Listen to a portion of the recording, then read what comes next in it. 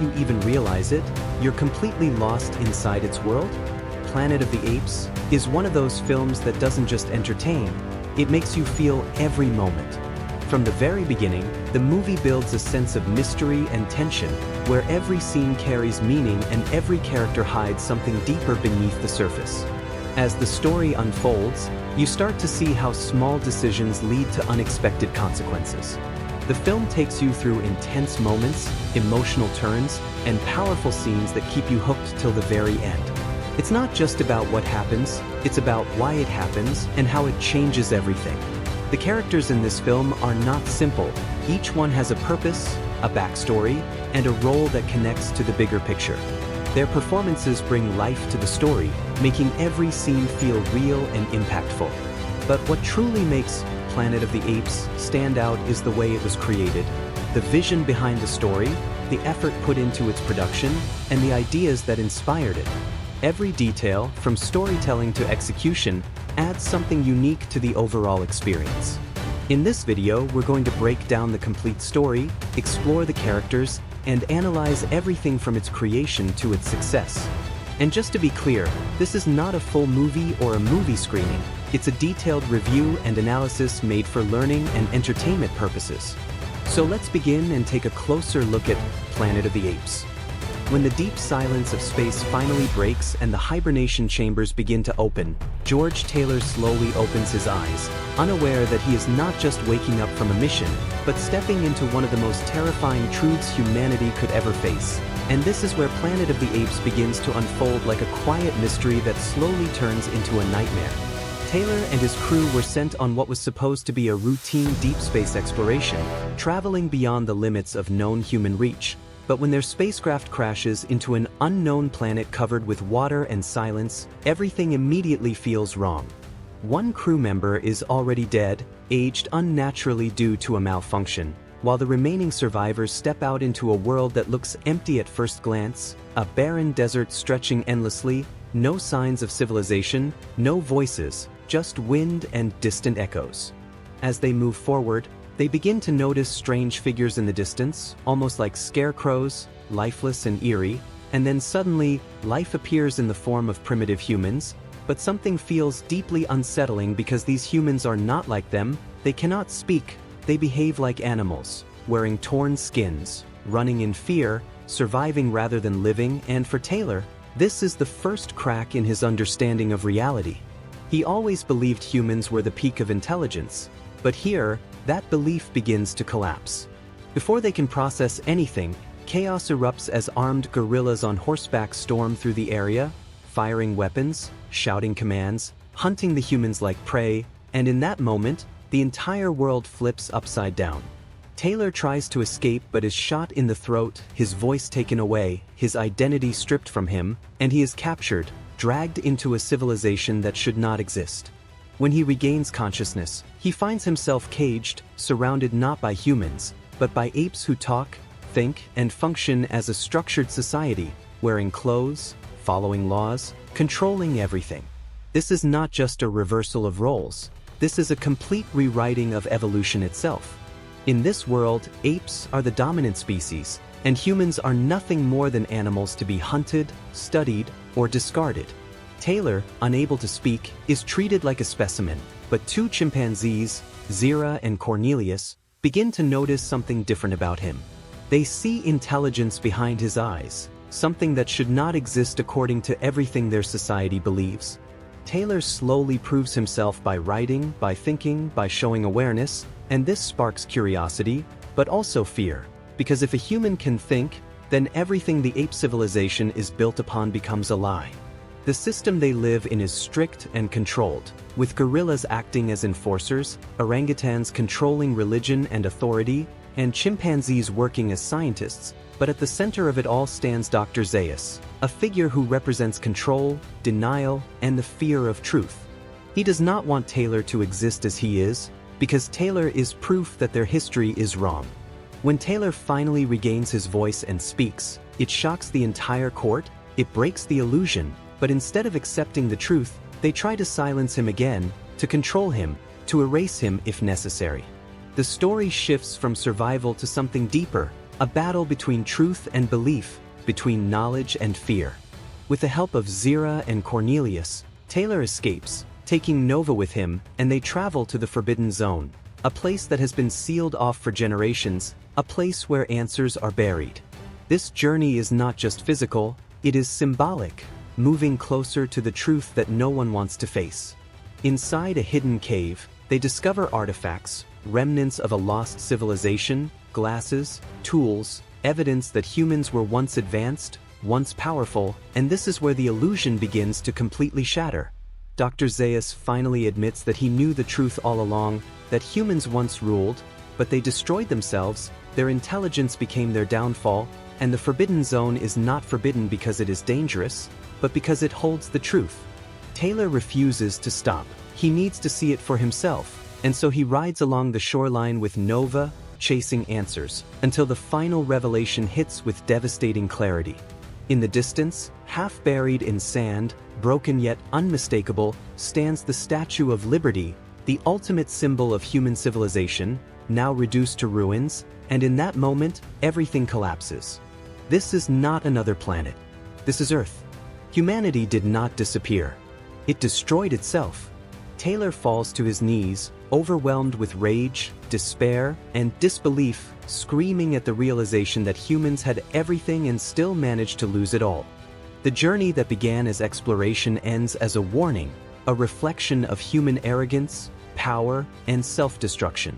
And as the waves crash against the remains of what once was, the message becomes painfully clear. This was never just a story about apes taking over, it was always about humans losing everything. And that is what makes Planet of the Apes unforgettable, not just as a film, but as a haunting vision of what humanity could become if it continues down the same path. As Taylor rides forward along the endless shoreline, the crashing waves echo like a warning from a forgotten past. And even though his body is exhausted, his mind refuses to rest because deep inside he knows that the truth he has just uncovered is far more terrifying than anything he faced among the apes, and this realization doesn't just break him, it reshapes everything he once believed about humanity itself. The image of the ruined Statue of Liberty keeps burning in his mind, not as a symbol of freedom anymore, but as proof that mankind, with all its intelligence and power, ultimately became the architect of its own destruction. And now he is standing in the aftermath of that failure, a future where evolution has reversed roles and the very species that once ruled the planet has been reduced to silence. Nova walks beside him, unaware of the full weight of this truth, yet her presence becomes something more than just companionship. She becomes a reminder of what humanity has lost: innocence, connection, and the ability to coexist without destroying everything around it. As they move further away from Ape City, the environment slowly begins to change, the barren wastelands giving way to subtle signs of a forgotten civilization buried beneath layers of time, broken structures half covered in sand, unnatural rock formations that hint at collapsed buildings, and scattered fragments that once belonged to a world far more advanced than anything the apes could imagine. Taylor begins to piece things together, not just through what he sees, but through what he remembers, the warnings, the contradictions in Dr. Zaius's words, the fear in his eyes whenever the past was mentioned, and it all starts to make sense now. The apes didn't rise by chance. They inherited a broken world, one that humans had already destroyed beyond repair. Meanwhile, back in Ape City, the consequences of Taylor's escape begin to unfold rapidly as Zira and Cornelius face the full force of a system that does not tolerate questions, especially questions that threaten its foundation. Dr. Zaius, despite knowing the truth, chooses to protect the illusion, because he understands something that even Taylor is only beginning to realize, that knowledge can be more dangerous than ignorance, especially when it has the power to collapse an entire civilization. The ape society, structured and controlled, depends on a carefully maintained belief that humans were always inferior, that they never possessed intelligence, and that the current order is natural and justified. But if that belief is shattered, chaos would follow, and Zaius is willing to sacrifice truth to maintain stability. Zira and Cornelius, however, represent something different: curiosity, courage, and the willingness to question authority, and even as they face punishment, their actions set something into motion, a quiet rebellion of thought that cannot be easily erased. Out in the wild, Taylor continues his journey, but now it is no longer about survival, it is about understanding, about finding out how humanity fell so far, and whether anything can be learned from it. He begins to notice patterns in the ruins, signs of advanced technology that once existed, hints of a civilization that reached incredible heights before collapsing under its own weight, and this realization forces him to confront an uncomfortable truth, that intelligence alone does not guarantee survival, that progress without control can lead to destruction, and that the same flaws that destroyed this world might still exist in the one he came from. The silence of the world around him becomes heavier, almost suffocating, as if the planet itself is carrying the memory of what happened, a constant reminder that something went terribly wrong. As night falls, Taylor and Nova take shelter among the remains of what appears to be an ancient structure, its purpose long forgotten, its walls cracked and eroded by time, and in that quiet moment, Taylor reflects on everything he has seen, everything he has lost, and everything humanity has become. He realizes that the apes are not the true villains of this story, they are simply the inheritors of a world left behind, survivors who adapted and built something new from the ashes, while humans became victims of their own arrogance. This shift in perspective changes him, not completely, not instantly, but enough to understand that the line between civilization and savagery is thinner than he ever imagined. The next morning, as the sun rises over the ocean, casting light over the ruins and the endless horizon, Taylor makes a decision: he will keep moving forward, not because he expects to find answers, but because stopping would mean accepting defeat, and somewhere deep inside, he refuses to let humanity's story end this way, even if he is the last voice left to remember it.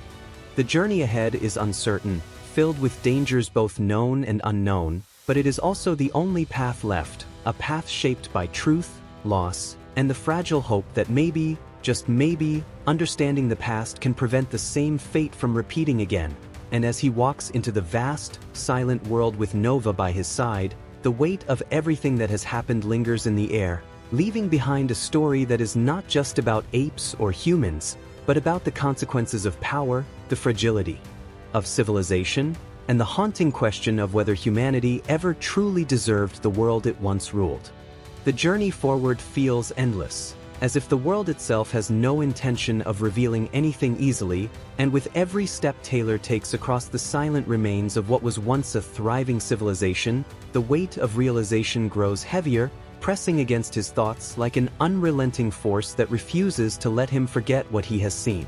The ocean behind him continues its rhythmic crashing, almost like a heartbeat of a planet that survived its own destruction, while ahead lies nothing but uncertainty, ruins, and questions that may never be answered. Yet Taylor keeps moving, not because he has hope, but because standing still would mean surrendering to the truth that humanity's story might already be over.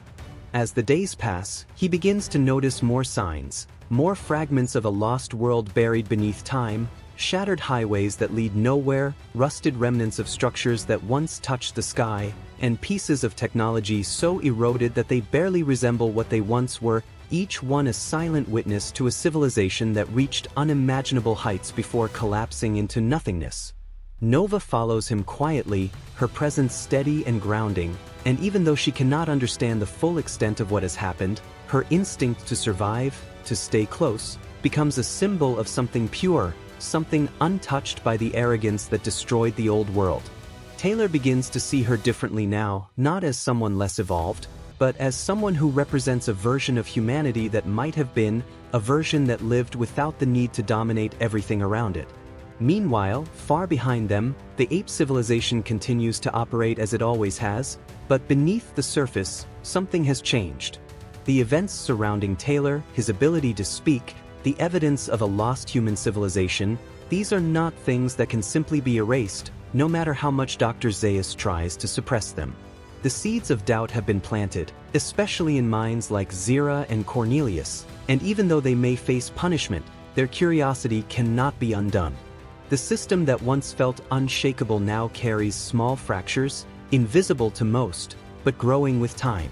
Back in the wastelands, Taylor and Nova come across a series of underground tunnels, partially collapsed but still accessible, and driven by a need to understand more, Taylor decides to explore them. Inside, the darkness feels different, heavier, almost suffocating, and as he moves deeper, he begins to find preserved remnants of the past, old machinery, broken screens, and faded symbols that hint at a time when humans controlled everything. Some areas seem almost frozen in time, protected from the elements, and for a brief moment, Taylor can almost imagine what this place must have looked like before everything fell apart. But that illusion quickly fades as he notices the damage, the signs of violence, destruction that was not caused by nature alone, but by something deliberate, something catastrophic. The realization becomes clearer with every step: this world did not just decay, it was destroyed, intentionally or through reckless actions that spiraled out of control. As he emerges from the tunnels, the sky above feels different, as if even the atmosphere carries the memory of what happened, and for the first time, Taylor begins to question not just the past, but the future. If humanity could destroy itself once, what guarantee was there that it would not happen again, somewhere else, at another time?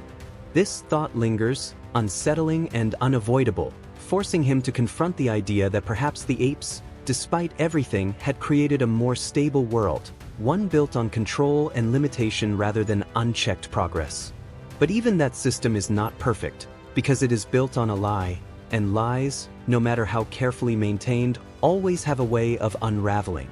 As night falls again, Taylor and Nova sit beneath the open sky, surrounded by silence that feels almost unnatural, and in that moment, Taylor's anger begins to shift into something else, something quieter, more reflective. He is no longer just angry at humanity for what it has done, he is beginning to understand it, to see the patterns, the flaws that led to this outcome, and in that understanding, there is a strange sense of clarity.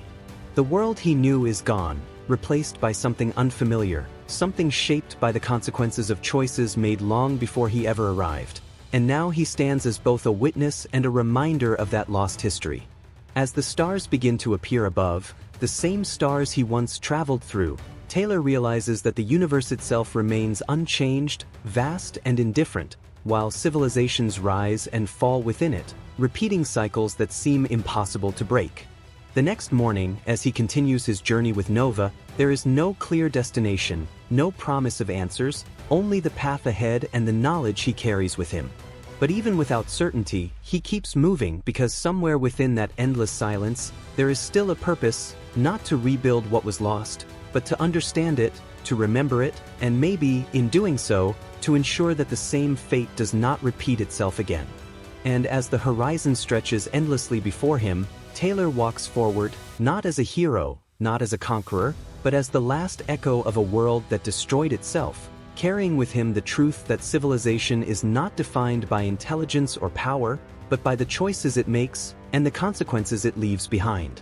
The road ahead offers no comfort, only the quiet persistence of a world that has already moved on from the species that once ruled it, and as Taylor continues forward with Nova beside him, the realization settles deeper that he is no longer searching for a way back, because there is no back left to return to, only fragments of a civilization that burned too brightly and collapsed under its own weight, leaving behind echoes instead of answers. The land stretches endlessly, shaped by time and destruction, and yet within that emptiness there are patterns, subtle signs that life did not disappear completely, it simply changed, adapted, survived in forms that no longer resemble what came before, and this thought begins to reshape Taylor's understanding of evolution itself, because what he once believed to be a straight path of progress now feels like a fragile loop, one that can reset at any moment depending on the choices made by those in power. As they move through another stretch of ruined terrain, Taylor begins to notice structures that feel more deliberate, less random than the scattered remains he had seen before, almost as if they were part of a final attempt to preserve something, knowledge, history, or even a warning for whoever might come after.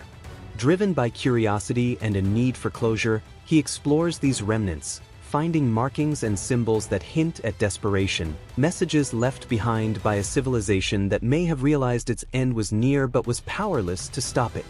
These discoveries do not bring comfort, they deepen the tragedy, because they reveal that humanity may have known exactly what it was doing to itself and still failed to change course. Nova watches him quietly, her presence constant, and even though she cannot read or fully understand what he is uncovering, her instincts guide her reactions, sensing the weight of the moment, The shift in Taylor's demeanor as he moves from anger to something more complex, a mix of sorrow, acceptance, and a faint, almost reluctant understanding. Far away, beyond the boundaries of the Forbidden Zone, the ape society continues to function, but the cracks that began forming have not disappeared, they have only grown, slowly, silently, in the minds of those who witnessed or heard about Taylor.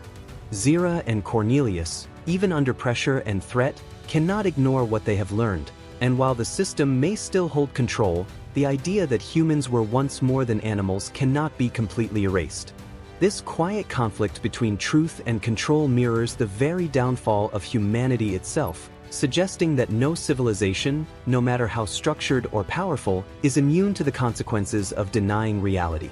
Back in the wasteland, Taylor eventually reaches a high ridge overlooking what appears to be a vast expanse of land untouched by the devastation he has seen so far, a place where nature seems to have reclaimed dominance without the scars of war, and for the first time since his arrival, there is a hint of something different in the air, not hope exactly, but possibility. He stands there for a long moment, looking out over the horizon, understanding that whatever lies ahead will not restore what was lost, but it might offer a chance to witness something new, something that exists beyond the shadow of humanity's mistakes. The journey has changed him in ways he never expected, stripping away the certainty he once carried, forcing him to confront truths that go beyond survival or exploration, truths about power, responsibility, and the fragile nature of intelligence itself. As he begins to descend toward this new land with Nova, there is no dramatic resolution, no clear victory or defeat, only the continuation of a story that refuses to end neatly, because this world is not built on simple conclusions, it is built on cycles, on actions and consequences that stretch across time.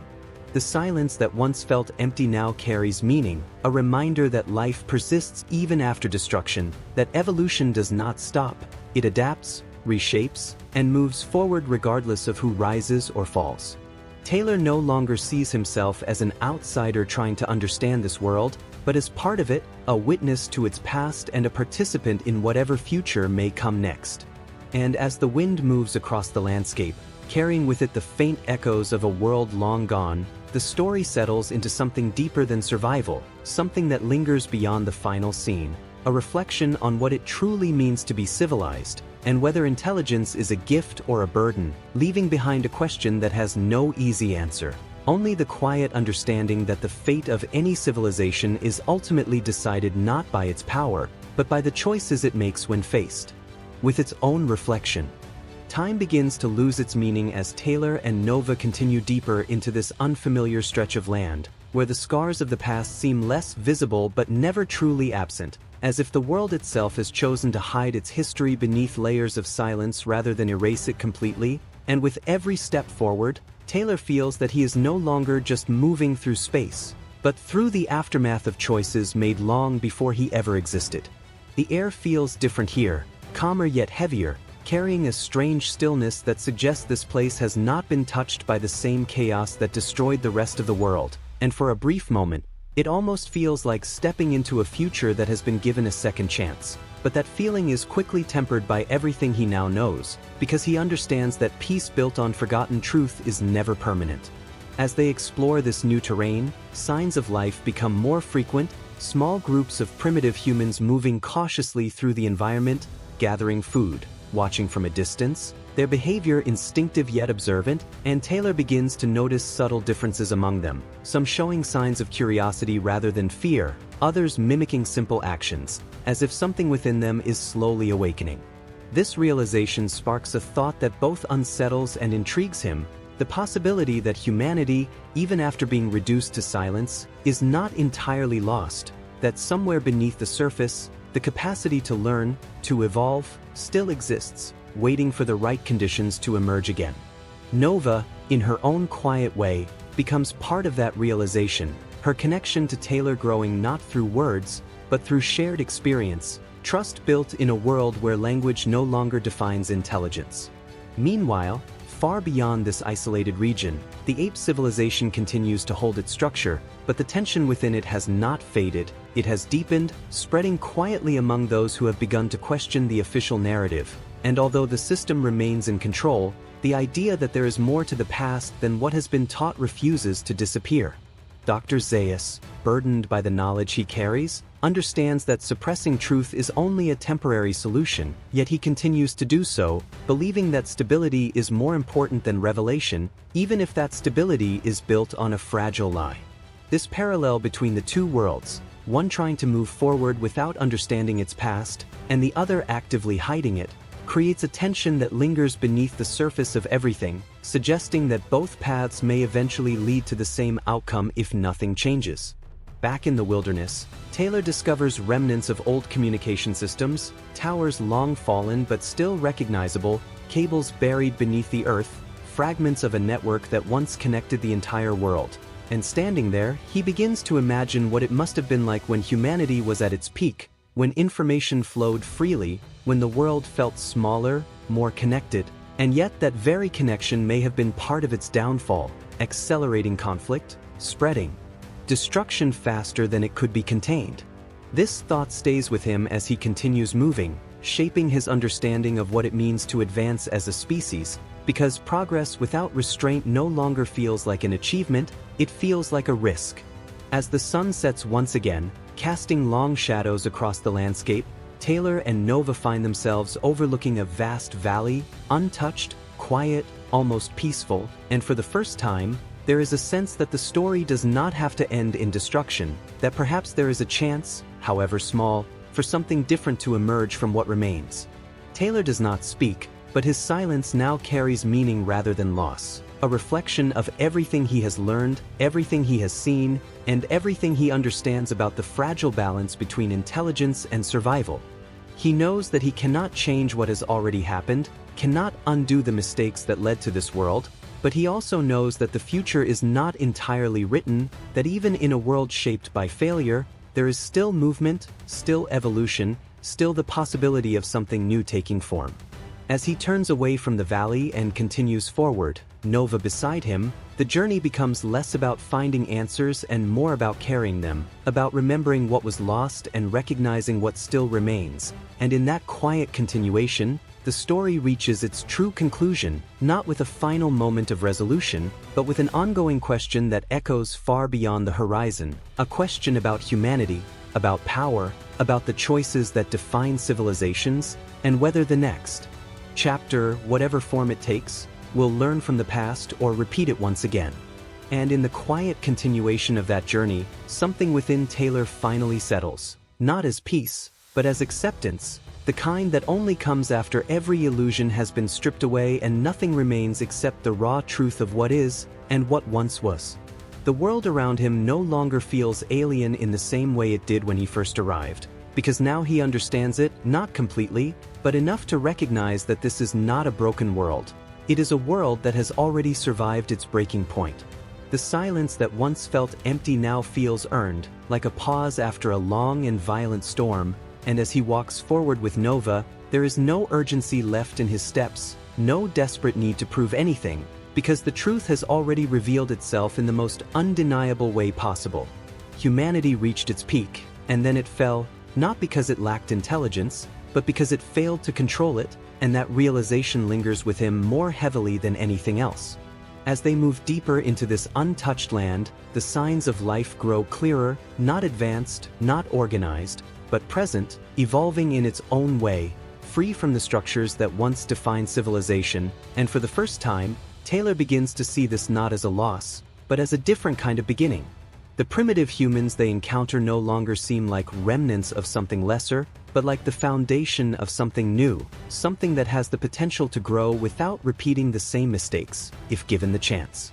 Nova's presence becomes even more significant in this understanding because through her, Taylor sees a version of humanity that exists without ego, without the need to dominate, a version that survives by adapting rather than controlling, and while it may not possess the knowledge of the old world, it also does not carry its burdens. Far away, the ape civilization continues its existence, stable on the surface, but beneath that stability lies the quiet tension of unanswered questions, and even though Taylor is no longer there to challenge it, his impact remains, a disruption that cannot be fully undone. Zira and Cornelius, whether free or condemned, have already seen too much to return to ignorance, and the idea that the past holds a different truth will continue to exist, growing slowly, waiting for the moment when it can no longer be contained. This parallel existence of two paths, one holding on to control through denial, and the other moving forward through instinct and adaptation, reflects the larger question that now defines everything Taylor has experienced: what truly determines the future of a species, knowledge or wisdom? As the days pass, the journey becomes less about reaching a destination and more about observing the world as it is, understanding its rhythms, its balance, and the subtle ways in which life continues despite everything that has happened. Taylor no longer searches for remnants of the past with the same urgency, because he already knows what they will tell him, and instead, he begins to focus on what lies ahead, not in terms of rebuilding what was lost, but in understanding what could be. The ocean, the land, the sky, all of it continues unchanged in its vastness, indifferent to the rise and fall of civilizations, and in that indifference, there is a strange kind of clarity. Humanity was never the center of existence, it was simply part of it, and its fall, while tragic, did not end the world, it only changed its direction. As Taylor stands once more at the edge of a vast horizon, the same way he did when he first discovered the truth, there is no collapse this time, no anger or despair, only a quiet acknowledgement of reality. The past cannot be undone, the future cannot be predicted, but the present, this moment, still exists, and within it lies the only real choice that matters: how to move forward.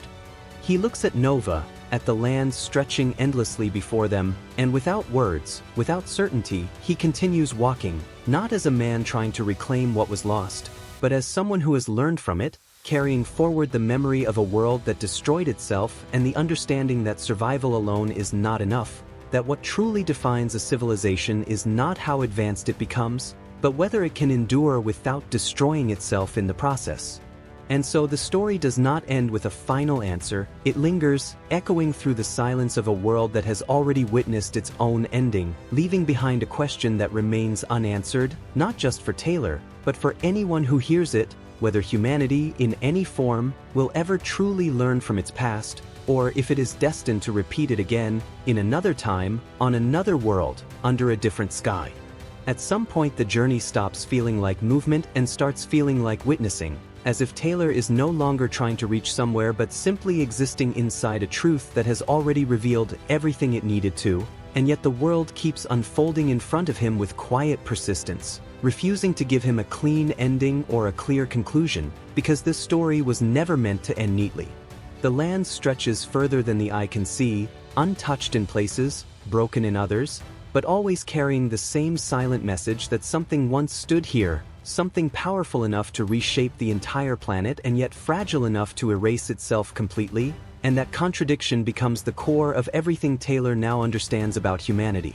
As he and Nova continue forward, there is a shift, subtle but undeniable, in the way he sees the world around him, because he is no longer comparing it to what it used to be, he is accepting it for what it has become, and in that acceptance, there is a strange kind of clarity that replaces the anger he once carried. The primitive humans they encounter begin to feel less like remnants and more like the beginning of a cycle, small groups learning through observation, reacting to their environment, adapting in ways that are simple yet effective, and Taylor starts to notice that even without language, there is communication, even without technology, there is understanding, a kind of intelligence that does not rely on domination or control.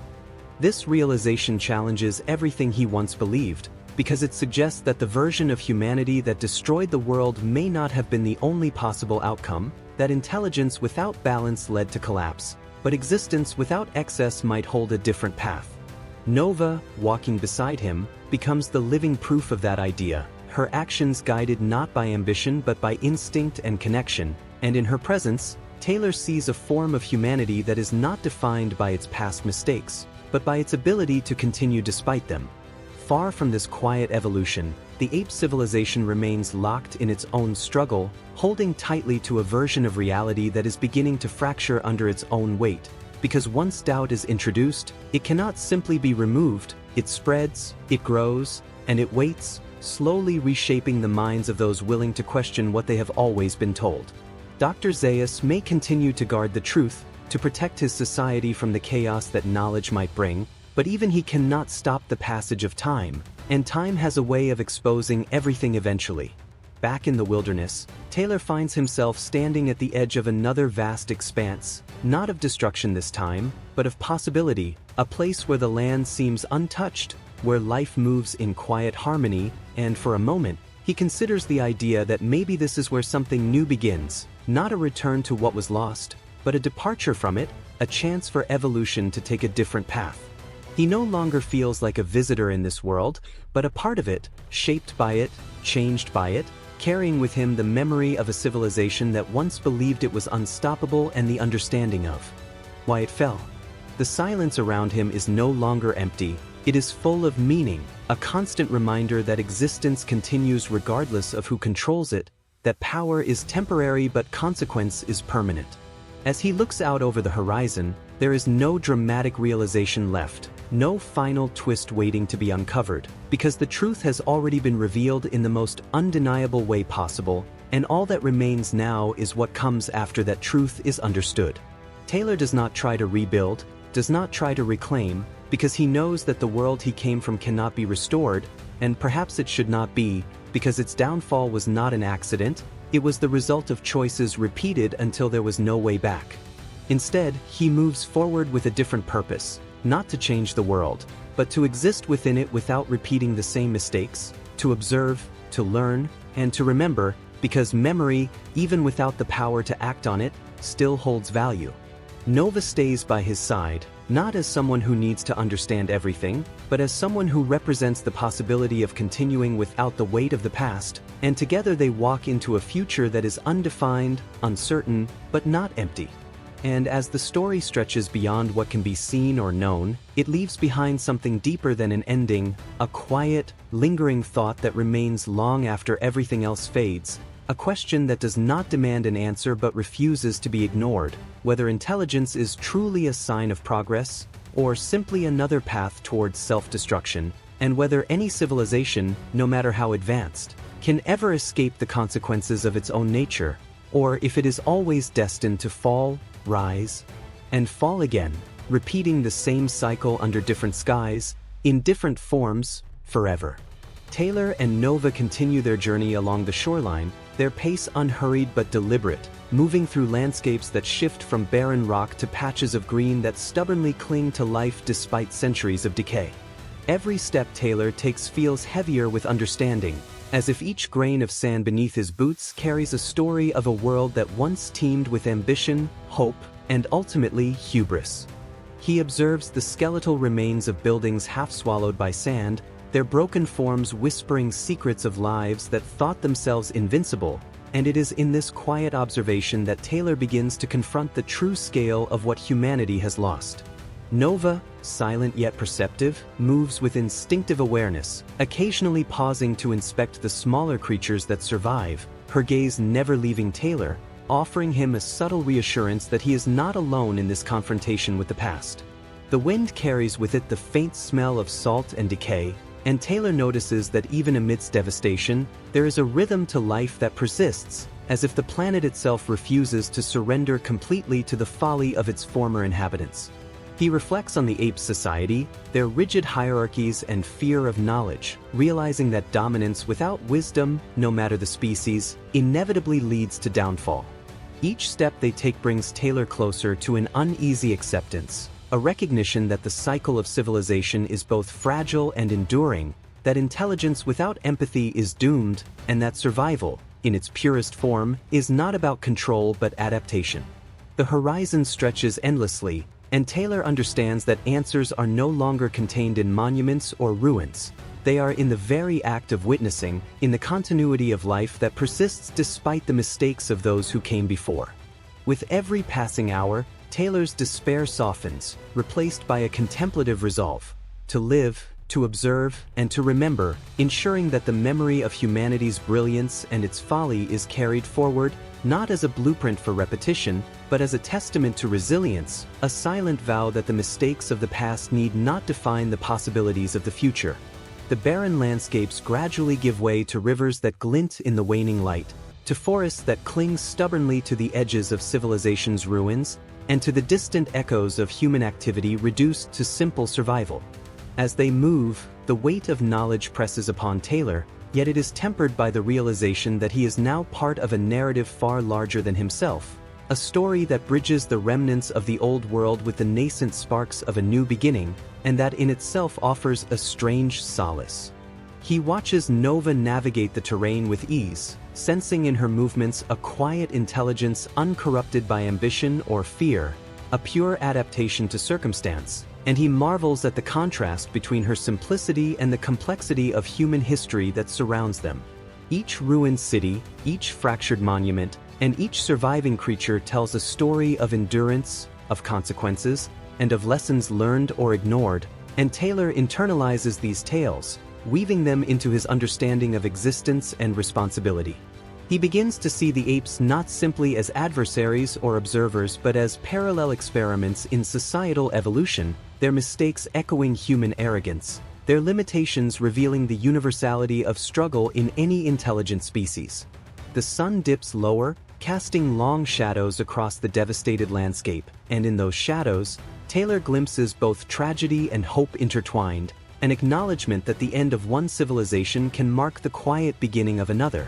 Taylor's mind races with reflections on morality, survival, and the nature of intelligence, realizing that the future is neither predetermined nor dictated by past failures, but shaped by the conscious choices of those willing to adapt and learn. And as the twilight deepens, casting a muted glow over the ruins and the resilient flora, Taylor feels an unexpected calm, a rare peace that arises from understanding the impermanence of all things, and he resolves to carry that knowledge forward, as both witness and guardian of a world that is both haunted by its past and open to infinite possibilities. The spacecraft shudders violently as Taylor, Landon, and Dodge awaken from their hibernation pods, blinking against the harsh glare of the unknown sun spilling across the cabin. The controls are chaotic, sparks flying from consoles, alarms screaming a deafening chorus of warning lights and sirens, and Taylor grips the edge of his seat, trying to assess the damage. Around him, the other astronauts struggle to orient themselves, groaning as the effects of time dilation and near-light-speed travel wear on their bodies, a subtle stiffness reminding them that centuries have passed. The ship lurches, cutting through the clouds above a vast, alien landscape, and with a sickening crunch, it pierces the surface of a deep lake, sending a tidal wave cascading outward, drenching the surrounding banks. Taylor struggles to comprehend the data on the chronometer, each number seeming almost laughably irrelevant to their current survival, November 25, 3978, a date that suggests not just centuries, but millennia since their departure from Earth. The enormity of the situation presses down on him as he sees that Stewart's pod has been breached, her body lifeless, twisted in a cruel testament to the fragility of human engineering. The air is thick with smoke and the acrid scent of burning circuits as the remaining astronauts escape their sinking vessel, crawling through water, adrenaline flooding their systems, each movement a desperate assertion of life against the encroaching silence of the unknown planet. Emerging from the water, they stumble onto a desolate shoreline, the land scorched and barren, punctuated by skeletal trees and jagged rock formations. The wind whips against their faces, carrying with it an eerie, almost imperceptible hum, as though the planet itself is observing them. In the distance, they see faint movements, humanoid shapes staggering across the desert plains, their limbs awkward, their faces strange and primitive, and a gnawing fear begins to creep into the astronauts' minds. But before they can process this new threat, a sudden commotion erupts in the nearby cornfield where the primitive figures gather. Towering gorillas armed with crude weapons descend upon the humans with terrifying precision, their movements deliberate, aggressive, and inhumanly intelligent. Taylor's throat, still recovering from injury, can only manage muffled cries as Dodge is torn from sight, his screams lost in the cacophony. Landon is seized, his eyes wide with shock, and Taylor is dragged roughly into the city of the apes, where the air smells of smoke, sweat, and the metallic tang of blood. Every step is a revelation as Taylor takes in the towering structures, the ape guards patrolling with disciplined efficiency, and the intricate social hierarchies displayed in every gesture and posture. It is a society both alien and familiar, and Taylor's mind races to find logic where none seems to exist. Amid the chaos, two chimpanzees, Zira and Cornelius, emerge with cautious curiosity, intervening to save Taylor from the worst of the gorilla's brutality. Their voices are precise, controlled, and intelligent, their eyes reflecting comprehension and empathy that defy Taylor's expectations. Zira tends to Taylor's wounds with surprising tenderness, a mixture of scientific skill and humane compassion, while Cornelius observes the human's movements, noting the rhythm, the intelligence, the unmistakable spark of cognition. Taylor, temporarily rendered mute by his injuries, communicates through gestures, written notes, and the occasional paper airplane sent gliding through the air, each one a fragile bridge between two species divided by evolution, yet connected through understanding. The ape society is revealed in fragments. Orangutans presiding over law and religion with a solemnity that is terrifying in its rigidity, gorillas serving as enforcers and soldiers, and chimpanzees operating as scientists and observers, ever curious, ever calculating. Humans, meanwhile, are cast in the shadows of this structured world, seen as vermin to be controlled, hunted, or experimented upon, and Taylor begins to realize the terrifying weight of being the anomalous human in a civilization built on dominance and fear. Dr. Zaius, the orangutan leader, embodies the apex of this society's intellect and power, his gaze sharp and discerning, his mind a fortress of authority and dogma. The tension escalates as Taylor attempts to convey his origins, to assert that intelligence and voice do not belong exclusively to apes, only to be met with disbelief and hostility. He witnesses the grim fate of Landon, lobotomized and rendered a shell of his former self, a warning carved in flesh and bone. Taylor's desperation fuels a daring escape, aided by Zira and Cornelius, as they navigate the perilous city streets, dodge guerrilla patrols, and uncover forbidden knowledge buried in the ruins of a once thriving human civilization. Each artifact, dentures, eyeglasses, heart valves, a talking doll, is a testament to a forgotten era, a civilization destroyed by its own hand, and Taylor pieces together the shocking realization that the planet he stands upon is none other than Earth itself, ravaged by nuclear war, a cautionary monument to humanity's self-destructive impulses. As they travel the shoreline, each step heavy with revelation, Taylor and Nova confront the ultimate truth, the ruins of the Statue of Liberty, half buried in sand, towering as both a beacon and a tomb, a final confirmation that the human race has destroyed itself. Taylor falls to his knees, the weight of centuries pressing down, a mixture of grief, anger, and disbelief flooding through him as the horizon stretches out, scarred and silent, yet whispering the lessons of a civilization that reached too far, too fast, and paid the ultimate price for its hubris. In the end, he understands the fragile balance between intelligence and survival, power and responsibility, and the haunting irony that even as humans fell, the apes rose, carrying forward the legacy of life in a world irrevocably changed by its own creators.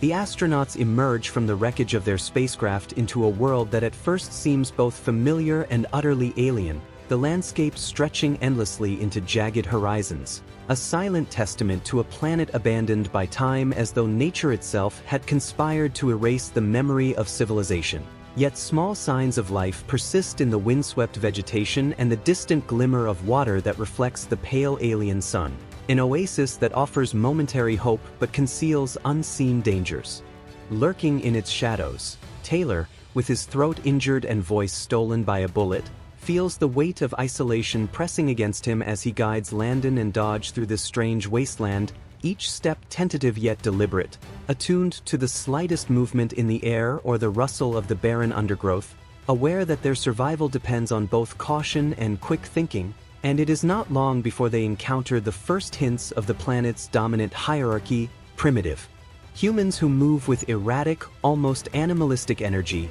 their eyes wide with a mixture of curiosity and fear as they gather food from the sparse fields, unaware that their presence has been observed by the unseen enforcers of a far greater power, the gorillas, whose sudden, violent emergence shatters the fragile calm of the scene as they raid the field with precision and brutality, their roars echoing across the landscape as weapons flash and chaos erupts, throwing the astronauts into a terrifying confrontation where instinct must guide their every action. Dodge falling first to a fatal strike, Landon dragged away into captivity, leaving Taylor alone and wounded, grappling with both physical pain and the dawning understanding that the society he has stumbled upon is not merely inhabited but ruled by creatures of extraordinary intelligence and a rigid social order that mirrors, in its structure, the world he left behind but inverted. The apes' dominance over humans a cruel reflection of humanity's own history of oppression and hierarchy, and when he is taken to the heart of Ape City, he is confronted by the sheer complexity of a civilization that has evolved along lines both familiar and alien, where chimpanzees like Zira and Galen offer compassion and intellect, their recognition of Taylor's sentience a lifeline amidst the oppressive weight of the orangutan's authority. Especially Dr. Zaius, whose every word and movement conveys the absolute power of the state, and the uncompromising nature of theocratic rule. Taylor's injury renders him temporarily mute, forcing him to rely on ingenuity and observation, using written messages, gestures, and even the simple flight of a paper airplane to communicate his intelligence, proving to Zira and Cornelius that he is more than the primitive they assume him to be. Yet even as these alliances form, the rigid caste system remains, the apes' fear of human knowledge and rebellion casting long shadows over every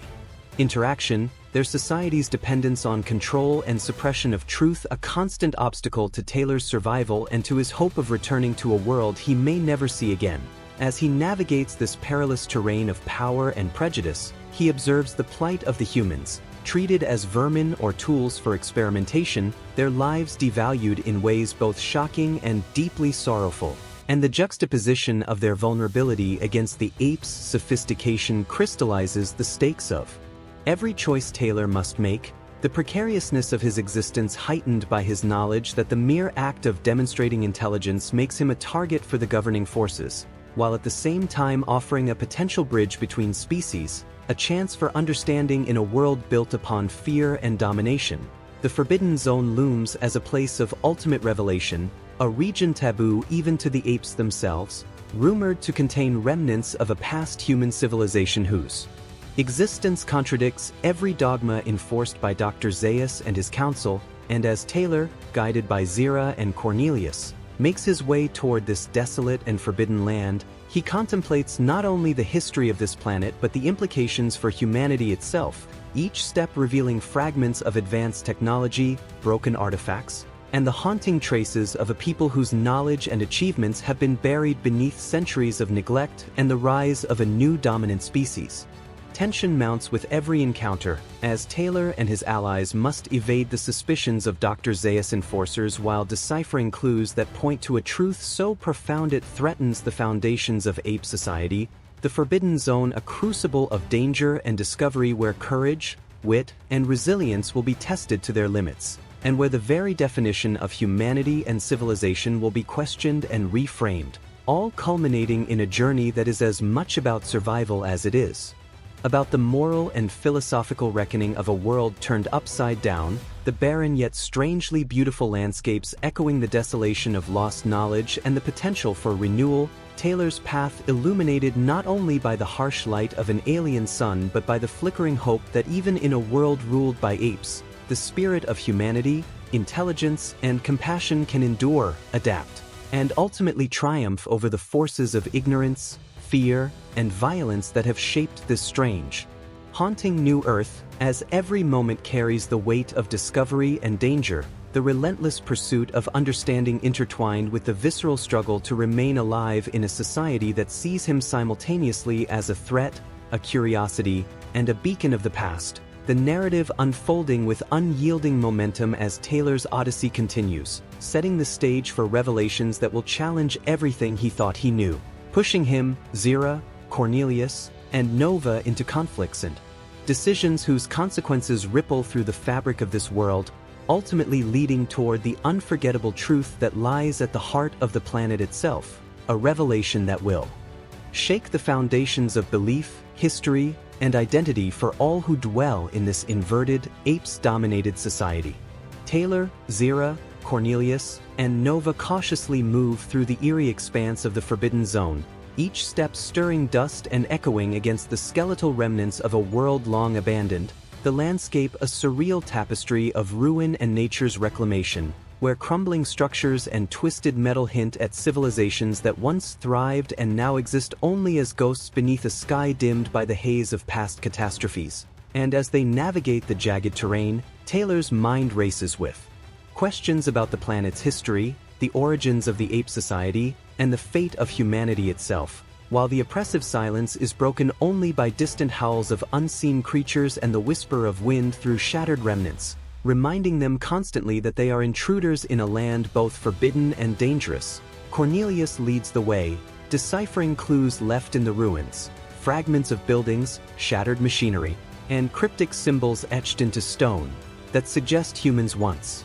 possessed technological capabilities rivaling, if not surpassing, the intelligence and organization of the current ape rulers, and Zira interprets the social and religious hierarchies implied by the placement and orientation of these ruins, noting patterns that indicate a society deeply entwined with ritual, governance, and the pursuit of knowledge, while Nova, mute yet observant, communicates her reactions through expressive gestures and keen observations that draw the attention of the apes, reminding them of the fragile humanity they are attempting to recover amidst a civilization that has been both literally and metaphorically buried under the rise of a new species. Tension mounts as Taylor and his companions stumble upon the first undeniable artifacts of the past human civilization: a corroded, yet unmistakable, dental prosthetic, a fragment of a mechanical heart valve, remnants of eyeglasses, and the haunting presence of a talking doll, each item a poignant testament to a society that once flourished and the unimaginable catastrophe that led to its demise. And as they examine these relics, they are confronted by the moral and ethical implications of their discovery, realizing that the truths they uncover will not only challenge the foundation of ape society but force Taylor to confront the enormity of what has been lost, the magnitude of human self-destruction, and the profound consequences of knowledge untempered by wisdom. As they venture deeper into the forbidden zone, the air grows thicker with the weight of history, the sky overhead casting elongated shadows that stretch across crumbling edifices and fractured landscapes, creating an almost cinematic tableau of apocalypse and survival, where every corner hides the potential for revelation or danger, and the group must remain vigilant as signs of ape patrols and other predatory species punctuate the landscape, making it clear that their mission is fraught with peril, and the boundary between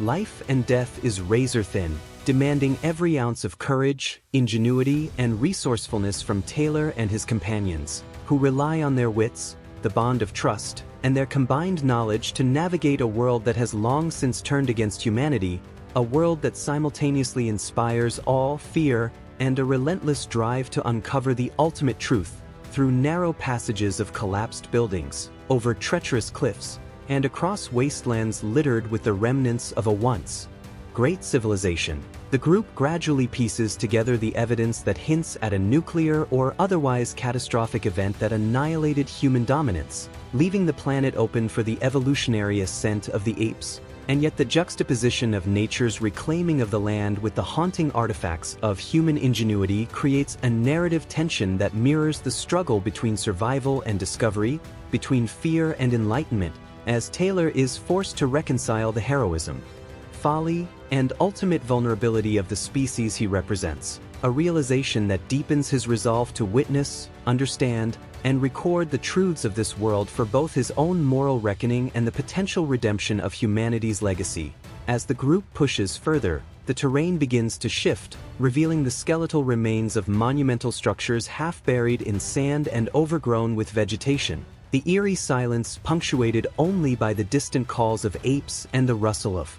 wildlife that has adapted to the post-human environment, each site a stark reminder of the fragility of civilization, and every artifact, from a corroded bridge to the rusted hull of a once proud vehicle, evokes questions about the technological sophistication of the humans who came before, the societal structures that govern their lives, and the hubris that may have led to their downfall. And Taylor, burdened by both grief and awe, begins to mentally reconstruct the sequence of events, considering not only the scientific and historical implications of what they have found but also the profound philosophical and existential lessons inherent in the rise and fall of intelligent life, where survival, morality, and power intersect in a tableau that challenges every assumption he has ever held about humanity, dominance, and the passage of time. Finally, as the sun dips low, casting long, molten shadows across the scarred earth, they crest a hill and are confronted with a sight that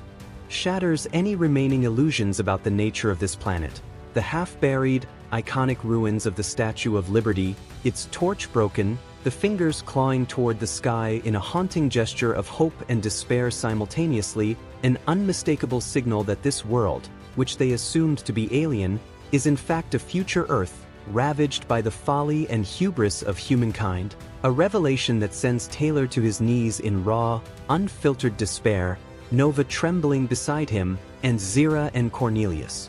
staring in stunned silence, their understanding of history, evolution, and the consequences of unchecked power forever altered, the enormity of the nuclear or apocalyptic devastation laid bare in the rusting metal and crumbling stone, and the silent testimony of the ocean lapping at the base of the statue, a timeless witness to the end of one era and the ascension of another, leaving the group, and the audience alongside them, to grapple with the staggering implications of a civilization that destroyed itself and the new order that now reigns supreme, a planet simultaneously familiar and alien, beautiful and terrifying, and above all, a cautionary tale of intelligence, morality, and the ultimate fragility of the world as it was once known. The revelation of the Statue of Liberty buried in sand strikes a crushing blow to Taylor, Zira, Cornelius, and Nova as the full weight of humanity's self-destruction settles upon them like an oppressive fog, the air thick with the echoes of what was lost and the solemn reminder that the world they once knew is irretrievably gone, a stark reminder that civilization, no matter how advanced, is fragile and impermanent. And as Taylor struggles to reconcile the familiar landmarks with the devastation surrounding them, he feels an almost unbearable mixture of grief, anger, and disbelief, his mind racing through memories of the Earth he once knew and the warnings that were ignored, the subtle signs of environmental degradation, political conflict, and technological overreach now magnified into a catastrophic conclusion that humanity brought upon itself. And yet in the midst of this despair, a spark of determination ignites within him, compelling him to bear witness, to ensure that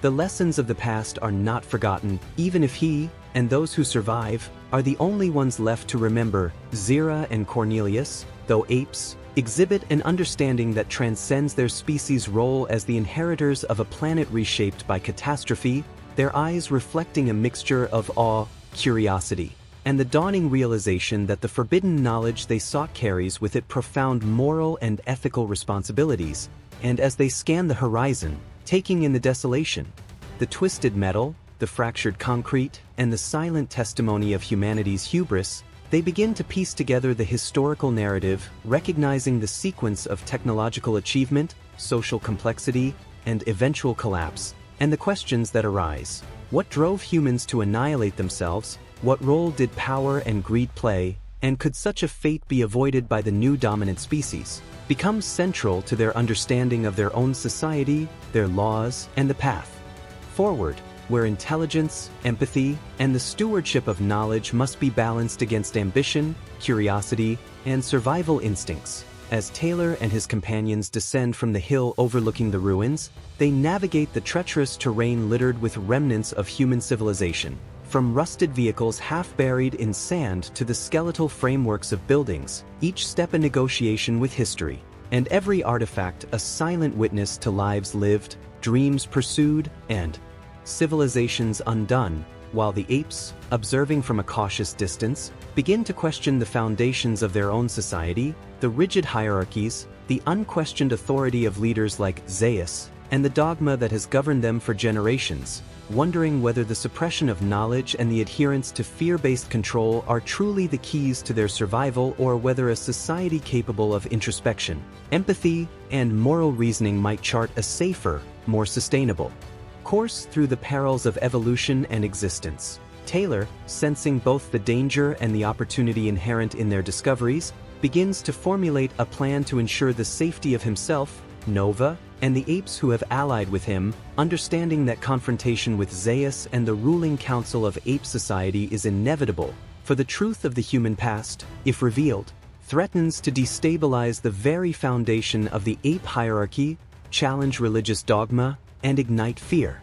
Among those who rely on ignorance to maintain order, and yet he knows that without this confrontation, the cycle of suppression and misapprehension will continue, leaving both species vulnerable to the repeating mistakes of history, a peril that Taylor, shaped by his experience as both a human and an observer of ape civilization, is uniquely positioned to confront. As they reach the edge of the forbidden zone, Taylor carefully chooses the artifacts that will serve as undeniable evidence of human civilization, packing the dentures, eyeglasses, mechanical devices, and even the talking doll with meticulous care, aware that these objects are more than mere curiosities. They are instruments of revelation, keys to unlocking the apes' understanding of their world, and weapons against ignorance and fear. And he instructs Zira and Cornelius on how to present these findings in a manner that will compel the ape leaders to acknowledge the reality of the past, while Nova, silent but ever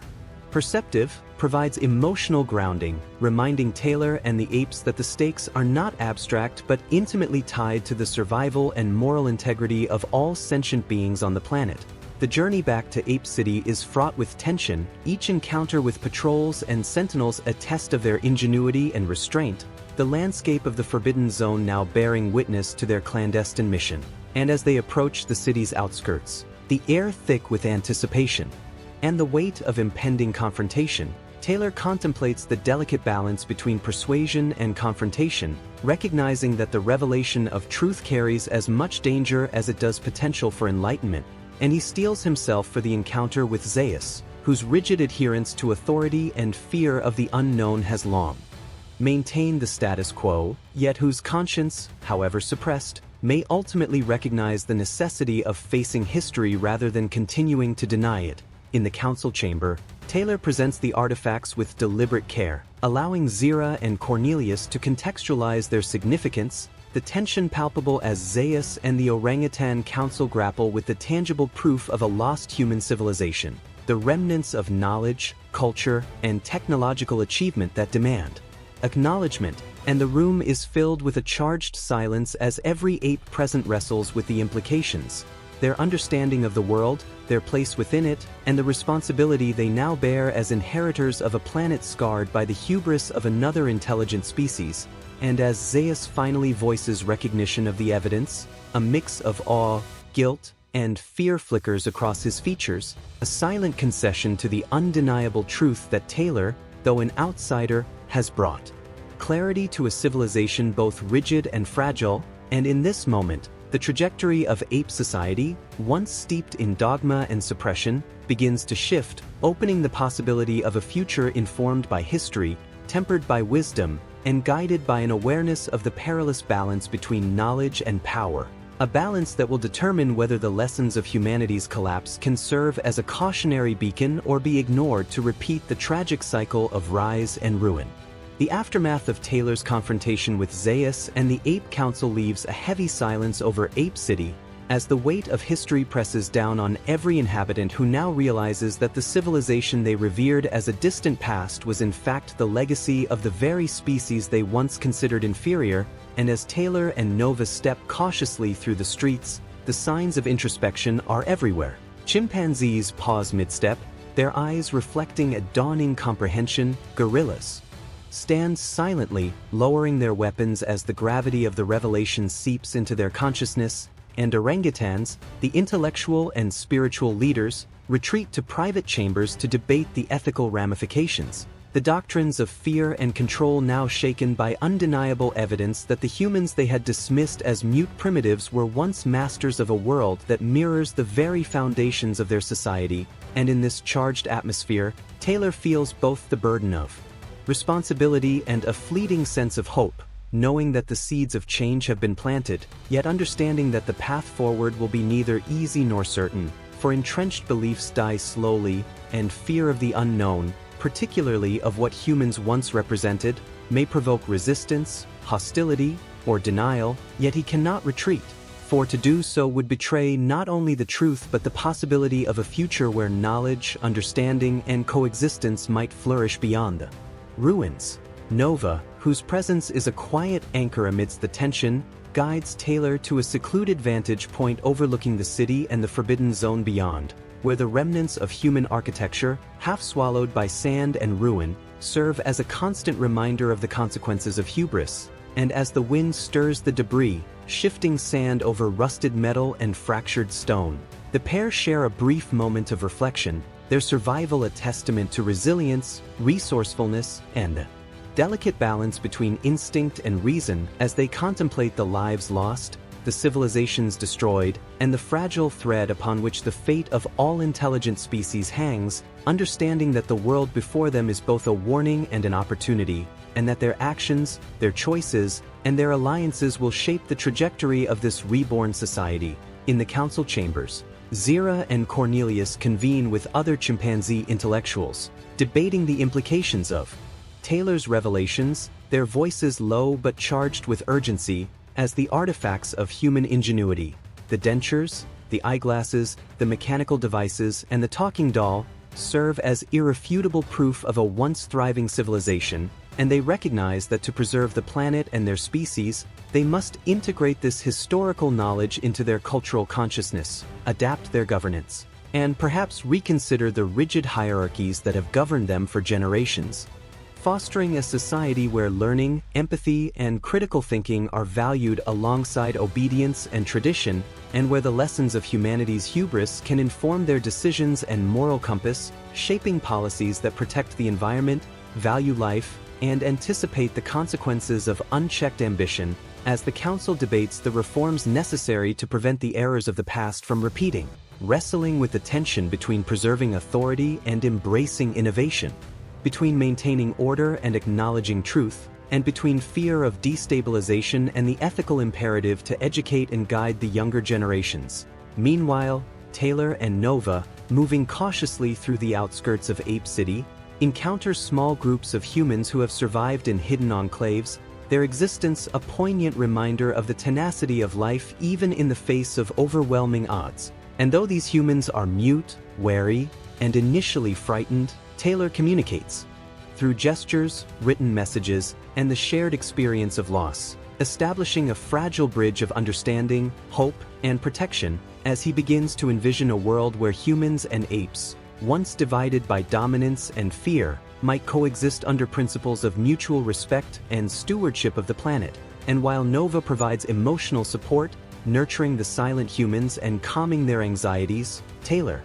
contemplates the broader implications of his mission, realizing that their survival is not merely physical but moral, the preservation of knowledge, compassion, and memory equally critical to rebuilding a society capable of avoiding the catastrophic mistakes that led to Earth's ruin. In the following days, subtle but significant shifts ripple through Ape City as Zira, Cornelius, and a coalition of open-minded apes implement changes inspired by Taylor's evidence and counsel, altering education, governance, and the societal hierarchy, emphasizing scientific inquiry, historical awareness, and ethical reasoning, while the traditionalist orangutans and militant gorillas wrestle with the unsettling realization that their previous methods, grounded in fear and control, may no longer suffice to guide a civilization with access to the truths of the past. And as the city adapts, Taylor observes these changes with cautious optimism, understanding that transformation is neither instant nor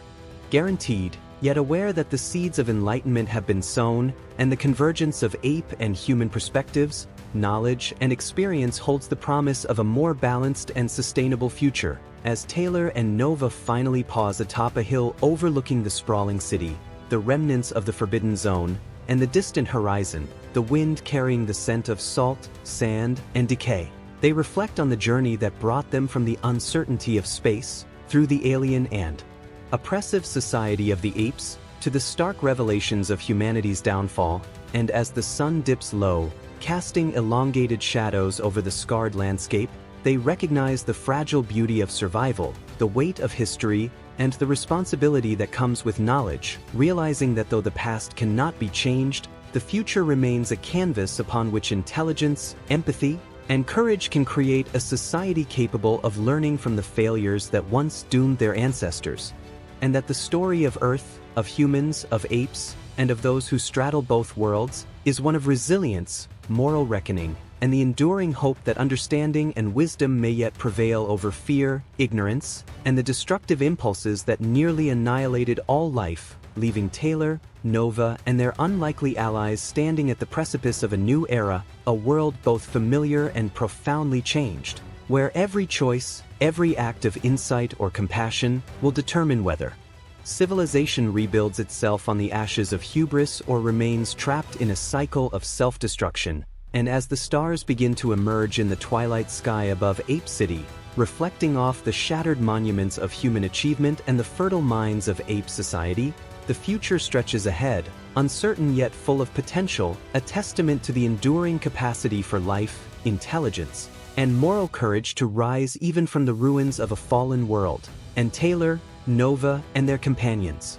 embrace the challenge, understanding that survival is not enough without the wisdom to guide it, and that the legacy of humanity, once lost, can serve as both a warning and a guiding light for all who inherit the Earth. Taylor's days following the upheaval in Ape City become a mixture of vigilance, teaching, and quiet observation, as he and Nova dedicate themselves to bridging the divide between humans and apes, understanding that the lessons of the past must be actively applied to prevent history from repeating itself, and the world around them begins to show subtle signs of recovery, vegetation slowly reclaiming abandoned structures, small human enclaves cautiously re-emerging from hiding, and apes, once rigid in their hierarchy, tentatively engaging in dialogue, learning to value insight over intimidation as Taylor walks among them, demonstrating the potential of collaboration through small acts, helping repair broken tools, teaching humans to read and write again, guiding apes to examine artifacts left by the old human civilization, all while navigating the delicate political landscape of ape society, where orangutans continue to debate the implications of Taylor's revelations. Gorillas struggle to redefine their roles without relying solely on fear, and chimpanzees like Zira and Cornelius act as mediators, champions of scientific curiosity, and advocates for change, creating educational programs, reforming legal codes, and encouraging a cultural shift toward inclusion, empathy, and historical awareness. Meanwhile, Taylor and Nova also contend with the emotional weight of their experiences, mourning the loss of crewmates and the countless humans who perished, recognizing that their survival carries a responsibility to preserve memory and to honor the intelligence, courage, and dignity of all those who came before. And in this spirit, Taylor documents the stories of surviving humans, recording their accounts of life before the apocalypse, their encounters with apes, and the lessons they have learned about resilience, adaptability, and moral accountability, ensuring that future generations will understand the fragility of civilization and the ethical imperatives that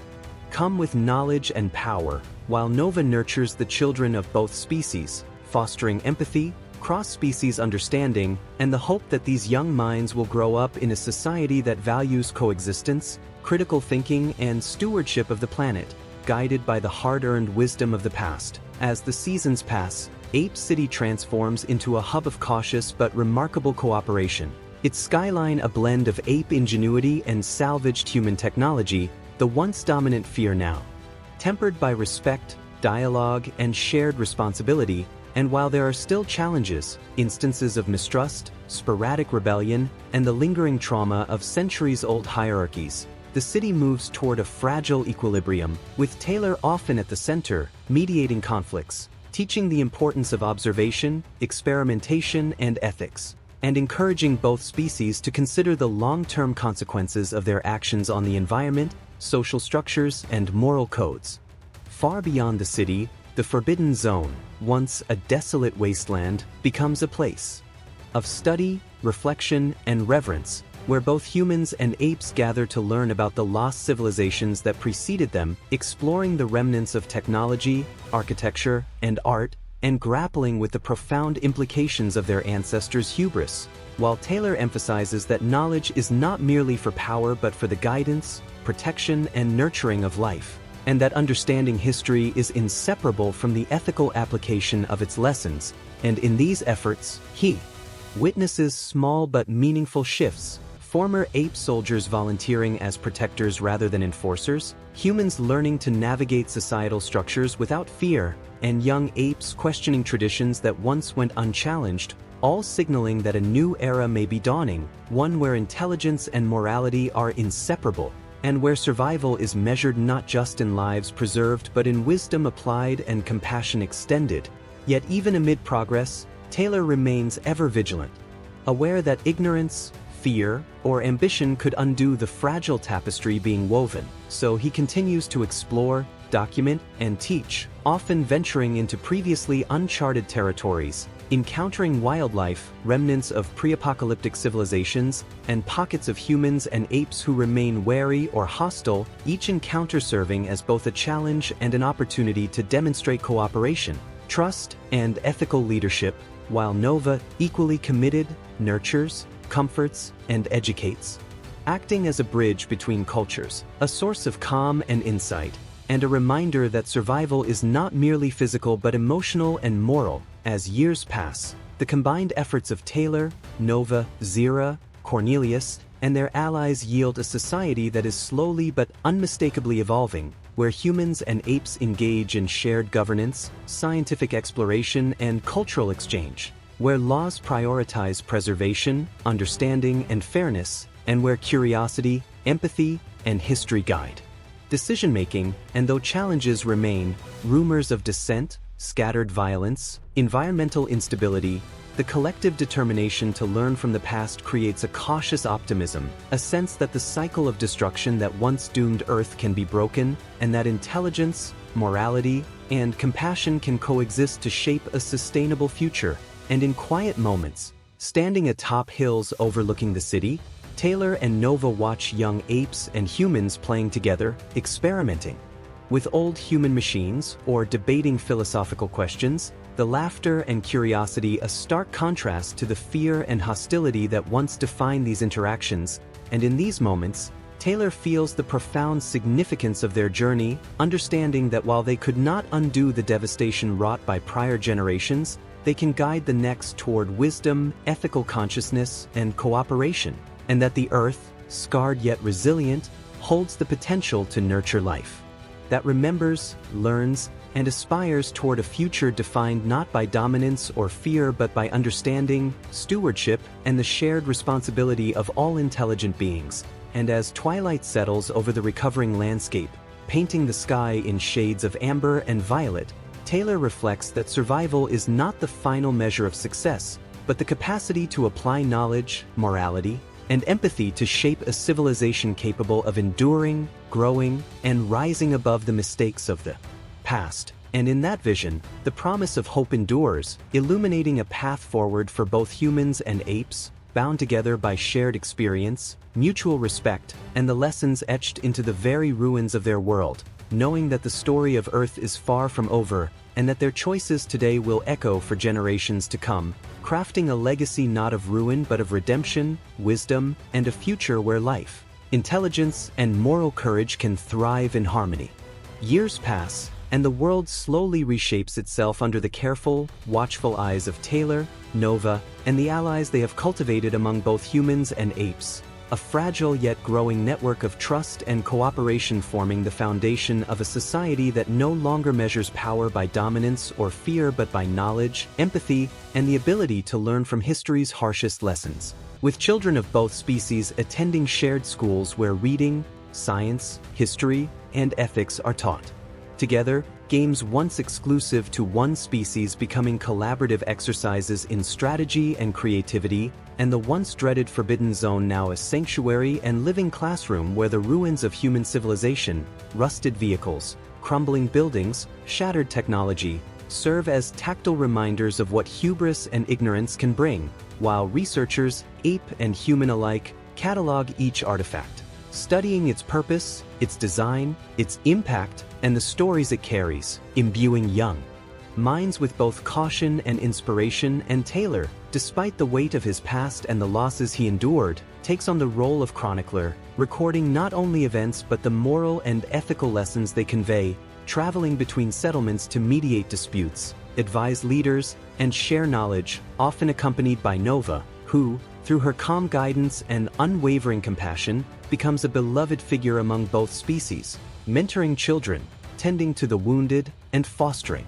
dialogue that slowly dismantles centuries of prejudice, while Zira, Cornelius, and Lucius spearhead scientific and philosophical studies that blend ape ingenuity with rediscovered human technology, experimenting with sustainable agriculture, energy generation, and architectural restoration, always emphasizing harmony with the planet and the ethical responsibility that comes with intelligence. And as the cities expand and adapt, incorporating natural ecosystems and ensuring space for wildlife and human habitats alike, the young apes and humans begin to develop their own shared culture, festivals celebrating history, debates about ethics and governance, storytelling sessions that blend the myths of both species, art projects inspired by remnants of the old world, and music that weaves together the rhythms and vocalizations unique to apes with melodies and instruments recovered from human civilization, creating a hybrid society that honors the past while embracing a hopeful, collaborative future. And as Taylor walks among them, observing the laughter of children playing, the careful study of apprentices under the tutelage of mentors, the repair of buildings, and the planting of new crops, he feels the enormity of what has been achieved, knowing that the road ahead remains fraught with challenges, from the occasional resurgence of fear-driven aggression to environmental hazards, but also feeling the profound satisfaction that through vigilance, education, and compassion, the seeds of a sustainable civilization have been planted, one where intelligence is not wielded as a weapon but as a tool for understanding, creativity, and protection. And as dusk falls over the restored landscape, painting the sky in fiery oranges and deep purples, Taylor and Nova stand together on a cliff overlooking the new city. The ruins of the old world now integrated into gardens, schools, and public spaces, the sound of both species' voices mingling in harmonious conversation carried on the breeze, and in that moment, they recognize the enduring truth of their journey, that survival alone is hollow without wisdom, that the mistakes of the past are the foundation for a better future, and that the legacy they leave is not measured in territory or conquest but in the lives nurtured, the minds enlightened, and the spirit of cooperation forged across the boundaries of species, ensuring that the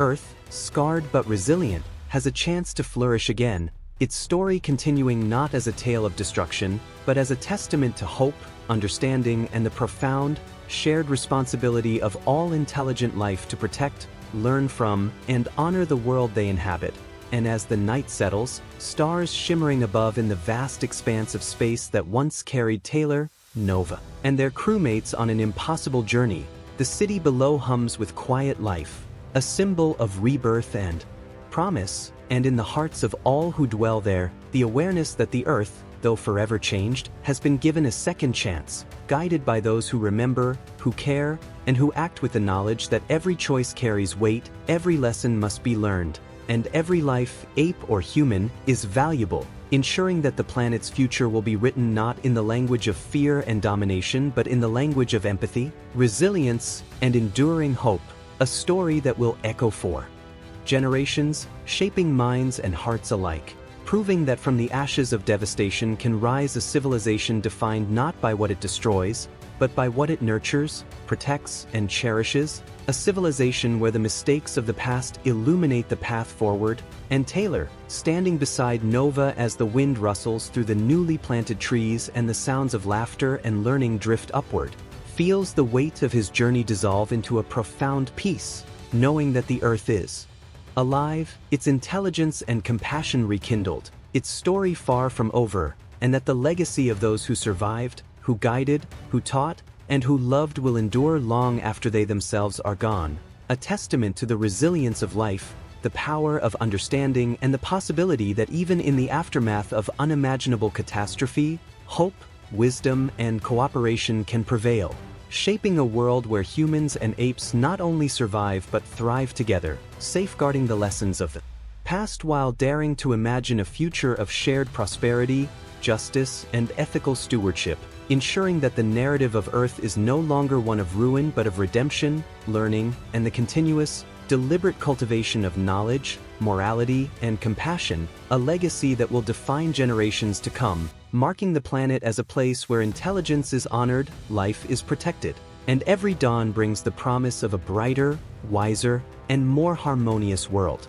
The new society continues to evolve, its foundations rooted in the lessons of both triumph and tragedy, as Taylor, Nova, Zira, Cornelius, and their descendants work tirelessly to bridge the gap between the two species, ensuring that intelligence is never again misused to dominate or destroy but instead channeled into creation, education, and understanding. With cities gradually expanding into sprawling communities that blend human architecture with natural landscapes, forests, and rivers, carefully preserved to maintain ecological balance, and schools where human and ape children learn side by side, mastering languages, mathematics, history, and ethics, while also being taught the value of empathy, teamwork, and critical thinking. The once rigid caste system of apes dismantled and replaced with councils composed of both apes and humans that make decisions collaboratively, debating policy, justice, and resource management in forums open to all, fostering a sense of shared responsibility and mutual respect, while Taylor continues to document the ongoing history, recording not only the events but the thoughts, motivations, and emotions behind them, creating a living archive that future generations can study to avoid repeating past mistakes. And Nova, through her mentorship, nurtures compassion and leadership in the youth, guiding them in the arts, caretaking, and social engagement, helping them internalize the importance of coexistence and the fragility of life. While Zira, Cornelius, and Lucius lead scientific ventures to explore sustainable energy, advanced medicine, and the restoration of ecosystems, merging ape ingenuity with rediscovered human technologies, discovering ways to clean polluted waters, cultivate resilient crops, and harness natural resources responsibly, and through festivals, shared rituals, storytelling, and creative collaborations, the two species forge a hybrid culture rich with tradition, innovation, and morality, blending the oral histories of apes with written human records, creating music, literature, and art that reflect the combined heritage of both. While the forbidden zones of the planet, once feared and taboo, become areas of exploration and learning, where remnants of ancient human civilizations are studied, and where the dangers of the past are remembered to educate future generations, teaching them that curiosity must be tempered with respect for the natural order, and that intelligence carries the weight of ethical responsibility. While over the years, new leaders emerge from the youth, trained in diplomacy, science, and ethics, capable of negotiating conflicts, mediating disputes, and guiding society through challenges such as natural disasters, health crises, and the occasional resurgence of fear-driven aggression, all handled with wisdom drawn from the lessons painstakingly recorded by Taylor and his companions. And as decades pass, monuments, museums, and cultural centers rise in celebration of shared history, serving not only as symbols of survival but also as living classrooms, inspiring the younger generation to embrace a world where knowledge, compassion, and cooperation are more valuable than conquest or power, while the natural world, scarred but resilient, gradually recovers, with forests expanding, rivers cleansing themselves, wildlife returning, and the skies clearing, creating an environment where humans and apes alike can live in harmony, with children playing freely under the sun, learning from mentors, observing the patterns of nature, and understanding their integral role in the web of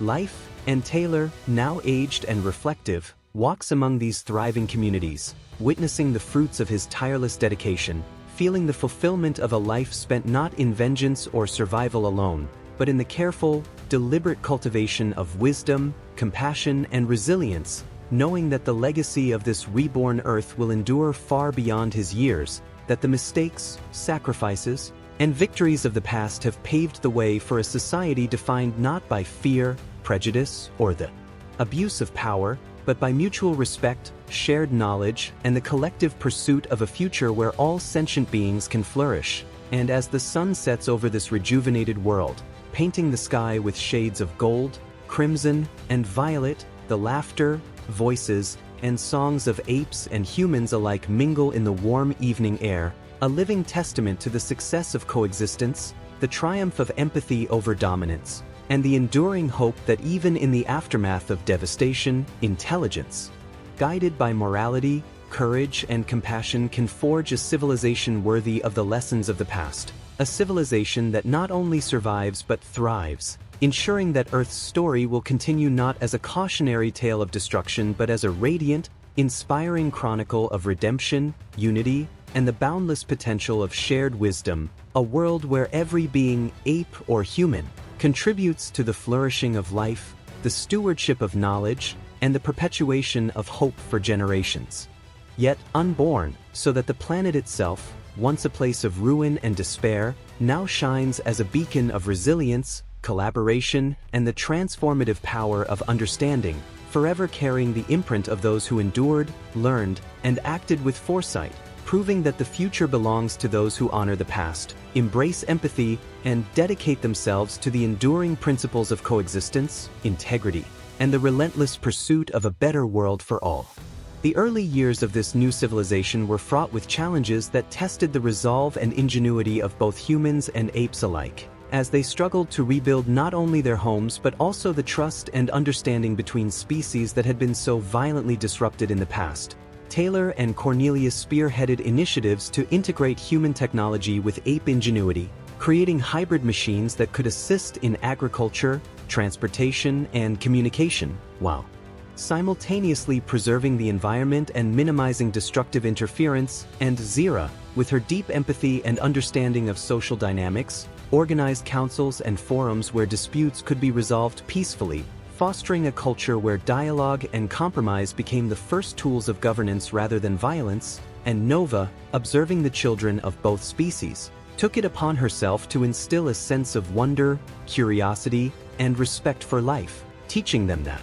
intelligence without empathy could lead to disaster, while compassion without knowledge could result in stagnation. And the children, eager and perceptive, absorbed these lessons, creating an emerging generation capable of thinking critically, acting morally, and contributing meaningfully to the society around them. Their games and creative projects reflecting a blend of ape traditions, human imagination, and the shared experiences of survival. And as the cities expanded along rivers and valleys, the architecture itself became a symbol of unity, combining organic materials with technological innovations, with buildings designed to coexist with the land rather than dominate it, ensuring that ecosystems could flourish alongside human and ape communities. And science became a central pillar of society, with laboratories, observatories, and research stations built to study biology, ecology, physics, and medicine, fostering discoveries that healed the sick, improved nutrition, and provided renewable energy. While the arts thrived as well, with theaters, galleries, and musical venues showcasing collaborative performances where humans and apes alike could express their histories, fears, hopes, and dreams through painting, sculpture, music, and storytelling. And every festival or ceremony became a celebration of the fusion of cultures, reminding all citizens of the struggles endured, the lessons learned, and the victories achieved through cooperation. And in these shared spaces, dialogue became a tool of learning and reflection, where elders recounted the mistakes of the old world and the heroism of those who fought for survival, while young visionaries proposed new ideas to solve the challenges of a planet still recovering from centuries of exploitation and neglect. And the forbidden zones, once feared and abandoned, were slowly repurposed as research reserves, ecological preserves, and living classrooms, allowing exploration and discovery under strict ethical guidelines, showing that curiosity and courage, when tempered by responsibility, could lead to understanding rather than destruction. And over time, trade, communication, and cultural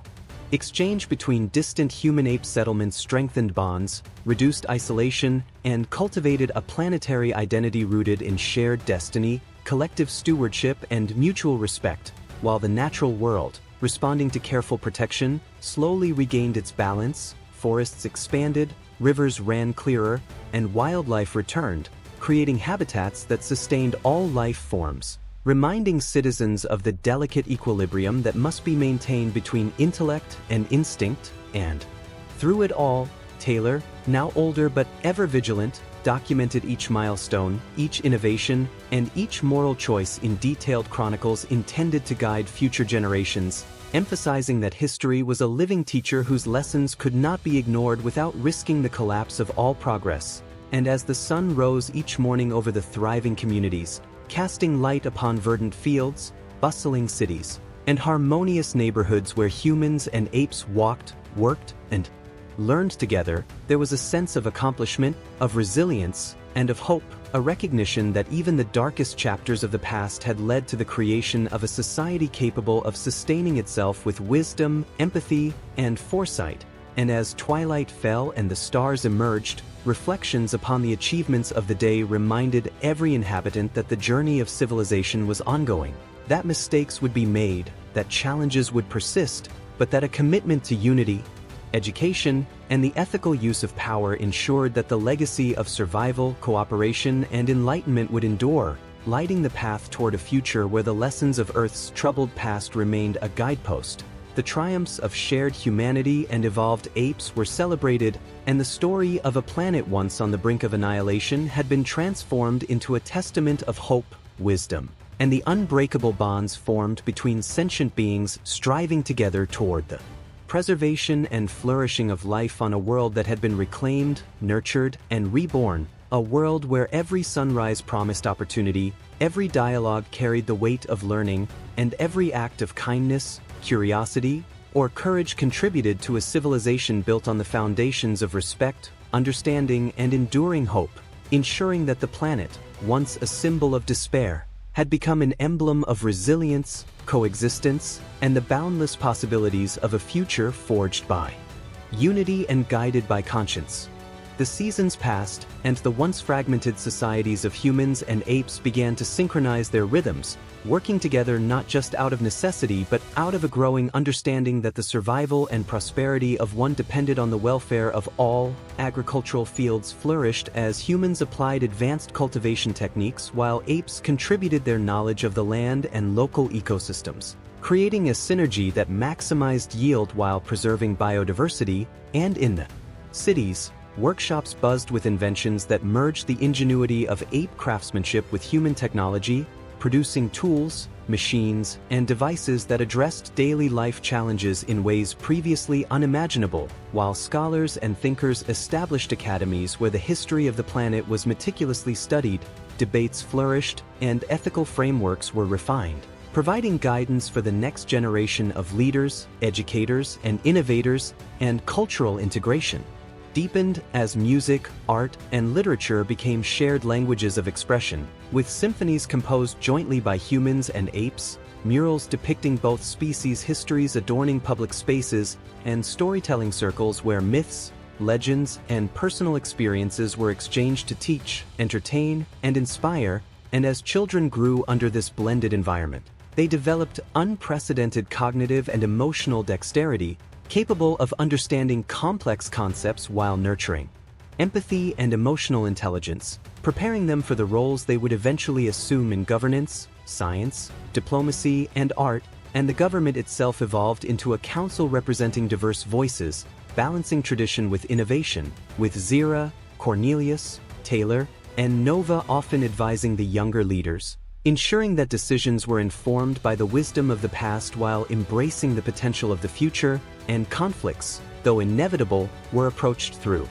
mediation, dialogue, and problem-solving rather than violence, transforming the way disputes were managed and reducing fear, suspicion, and hostility between communities, while research and exploration expanded beyond the immediate planet, as scientists and explorers developed safe methods to study other regions of their world and the neighboring stars, sharing knowledge, conducting experiments, and fostering a spirit of curiosity and discovery that reminded everyone that survival alone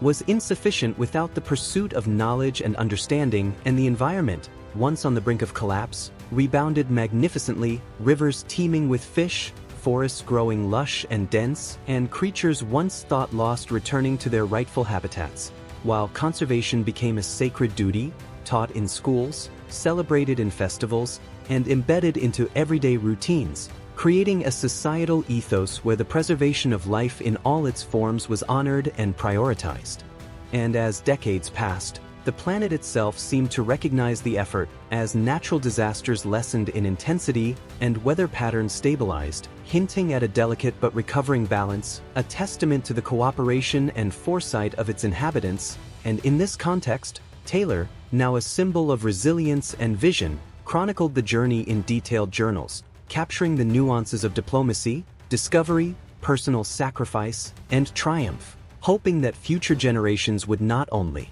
learn from past mistakes but be inspired to innovate, empathize, and lead with integrity. And under starlit skies, with communities thriving in both dense cities and remote villages, humans and apes alike reflected on the long road from chaos to harmony, understanding that the planet's story was not merely one of survival but of transformation, a metamorphosis achieved through patience, wisdom, courage, and a shared commitment to a better world. And as the new leaders stood upon cliffs, overlooking lush valleys, shimmering lakes, and vibrant settlements, the knowledge that every choice, every effort, and every act of cooperation contributed to a sustainable and enlightened civilization resonated deeply, instilling pride, humility, and a sense of unending responsibility. And in the quiet moments, when the wind rustled through leaves and the horizon glowed with the promise of dawn, there was a collective realization that the greatest achievement was not the reconstruction of cities, not the innovations of technology, nor the restoration of nature alone, but the forging of a society where intelligence, compassion, and shared purpose coexisted, ensuring that the horrors of the past would serve only as lessons, while the future became a canvas of infinite potential, painted by those who had learned that the survival of a planet depends not on the strength of a single species but on the harmony between all its sentient and living inhabitants. And in this harmony, every sunrise brought hope, every challenge inspired creativity, and every life, human, ape, or creature of the land and sea, was cherished, protected, and celebrated, embodying the profound understanding that the world, reborn from ruin, had finally become a testament to resilience, unity, and the enduring power of coexistence, an enduring legacy that would guide generations to come toward wisdom, empathy, and the preservation of life in all its magnificent complexity. The years rolled on, and the planet, once scarred by human hubris and conflict, began to reveal the fruits of careful stewardship and collaboration. Cities evolved into harmonious spaces where vertical gardens and clean energy systems coexisted with natural landscapes. Human and ape communities lived side by side in neighborhoods designed to encourage interaction, understanding, and mutual support, while marketplaces bustled with artisans and inventors showcasing creations that reflected a synthesis of intelligence, creativity, and cultural heritage. And in the educational centers, students engaged in studies that span biology, engineering, philosophy, and ethics, learning not just from textbooks but through immersive experiences, fieldwork, and mentorship programs led jointly by humans and apes who had lived through the turbulent history and now shared their wisdom. And the arts flourished like never before, with theaters hosting plays that retold ancient myths with modern interpretations, musical ensembles blending the primal rhythms of the apes with the sophisticated harmonies of human composition, while galleries displayed visual narratives that depicted both tragedy and triumph, bridging centuries of memory and imagination. And the leaders of this new society, aware of the delicate balance that had been achieved, emphasized transparency, fairness, and the importance of every voice being heard, creating councils where decisions were debated rigorously but with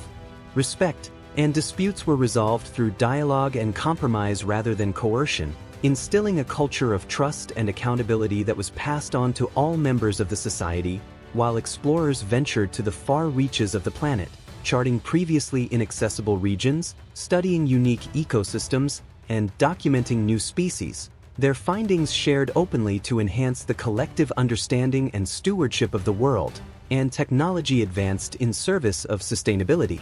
From energy harnessed from tides, wind, and sun to innovative medical treatments that combined ape intuition with human research, creating healthcare systems capable of addressing previously insurmountable challenges, ensuring longevity, wellness, and equitable access for all citizens. And within this thriving civilization, children grew up immersed in an environment that celebrated curiosity, compassion, and resilience, learning both practical skills and moral responsibility, while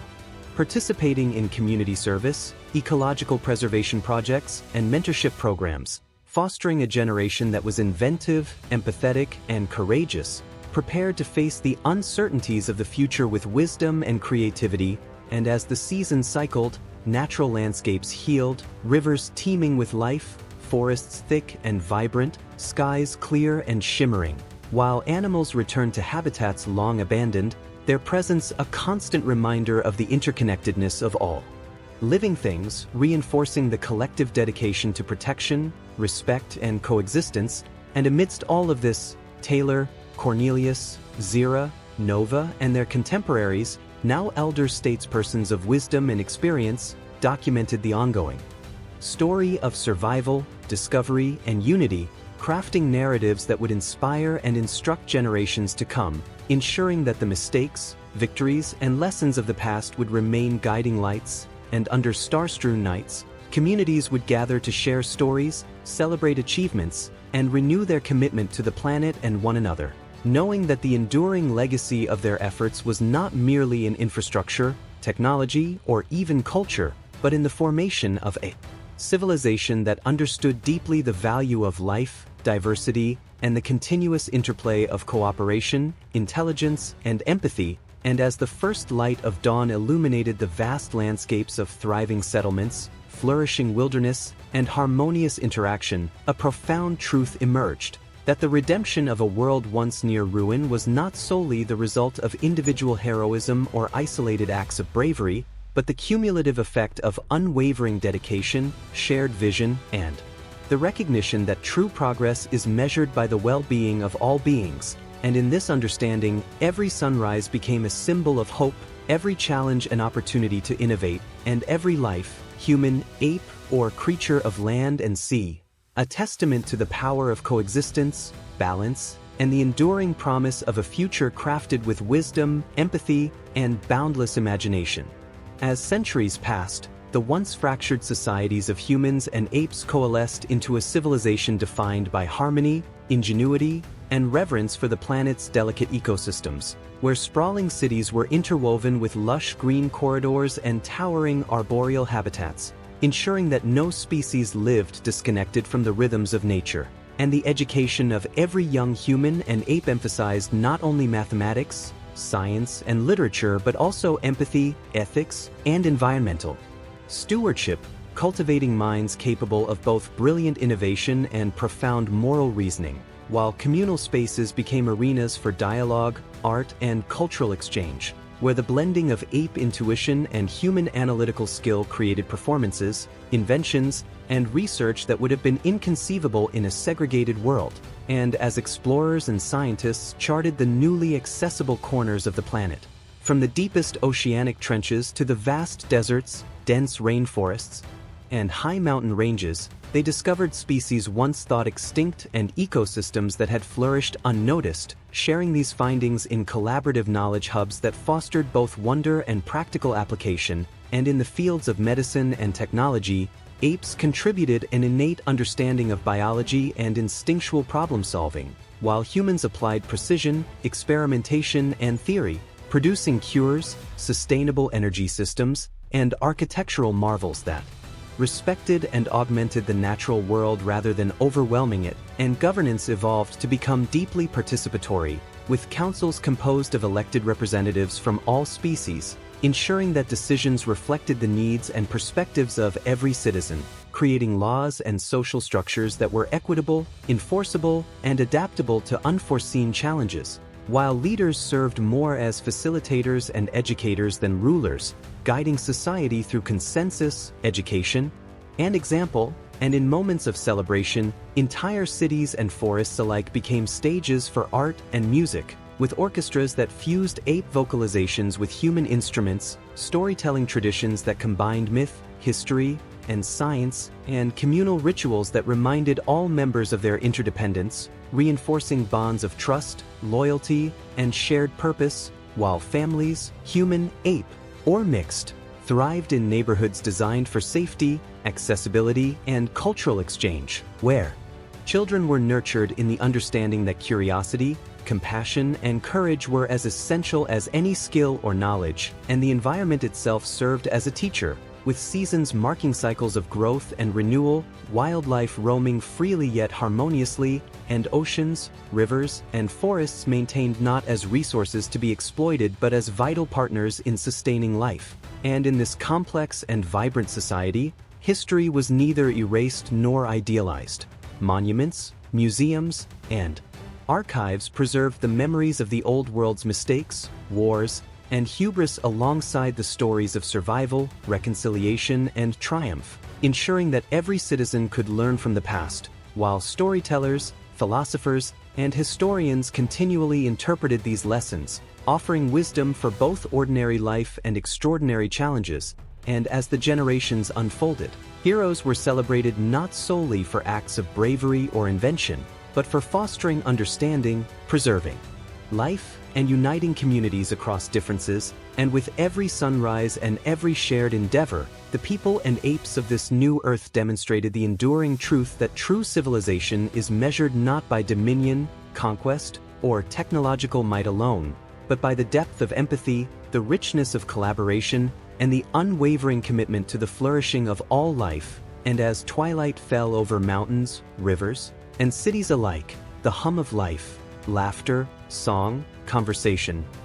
call of animals, and the whispers of wind through forests reminded every observer that the world, though once nearly lost, had been redeemed through patience, courage, and the unbreakable bonds forged between species who had chosen coexistence over conflict. And in that realization, a profound serenity settled across the planet, affirming that the legacy of those who endured, guided, and innovated would echo through countless generations, shaping not just the land, but the very soul of civilization itself. Time moved forward with a rhythm both steady and unpredictable, carrying the inhabitants of this integrated world through eras of discovery, innovation, and cultural flourishing, where the lessons of the past, of human hubris, ape dominance, environmental collapse, and the brink of extinction, remained ever-present reminders of fragility and resilience, and communities built intricate networks of knowledge, communication, and travel, linking distant cities with ecological corridors that allowed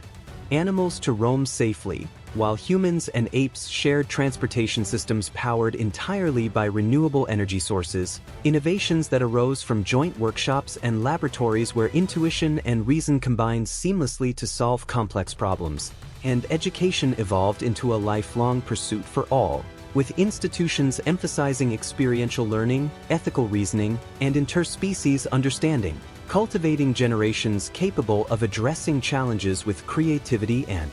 empathy, while governance relied on transparent, participatory models in which council members represented every facet of society, ensuring that every voice, be it human, ape, or hybrid, was heard and respected. And as the arts flourished, entire populations became involved in music, visual arts, literature, and performance, blending ape tonalities with human instruments, storytelling traditions from diverse cultures, and philosophies that explored the boundaries of consciousness, morality, and identity, creating an ever-expanding cultural heritage that inspired awe and deep contemplation, and scientific exploration stretched from the ocean's deepest trenches to the stars beyond, with joint human-ape crews mapping uncharted ecosystems, studying unknown species, and developing technologies that maintain the delicate balance of the planet while reaching outward to new worlds. And in medicine, complex diseases were treated through approaches combining ape intuition about natural remedies with human knowledge of cellular and molecular biology, leading to cures and treatments that were both effective and sustainable, while agriculture and food systems embraced permaculture, aquaponics, and hybrid plant-animal cooperation strategies, ensuring nutrition, biodiversity, and climate resilience. And as cities and communities expanded, architecture reflected a philosophy of harmony with the environment, with buildings designed not only for aesthetic grandeur and human comfort,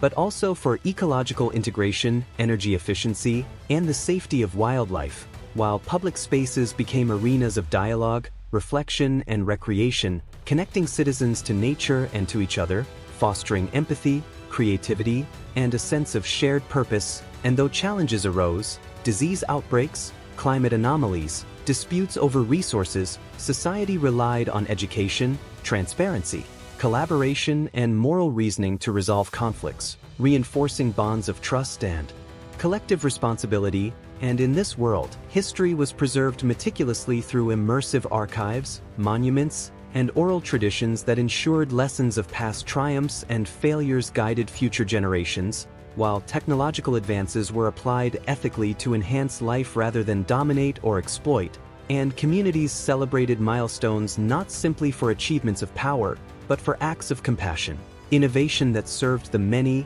and leadership that prioritized the welfare of all sentient beings. And as twilight fell across forests, rivers, mountains, and cities, the sounds of life, laughter, song, calls of animals, the hum of machines powered by harmony rather than greed, blended into a symphony that reminded every inhabitant of the delicate miracle of coexistence, the fruits of patience and collaboration, and the infinite possibilities that arose when species once divided by fear and dominance chose understanding, cooperation, and stewardship, creating a civilization where the echoes of the past informed the present, and the shared vision of a flourishing, balanced world became the foundation for the limitless promise of the future. And in this realization, a profound sense of purpose and connection suffused every aspect of life, ensuring that the planet, though scarred by history, would endure as a living testament to resilience, wisdom, and the unbreakable bonds forged across species boundaries, carrying hope and knowledge forward for countless generations to come.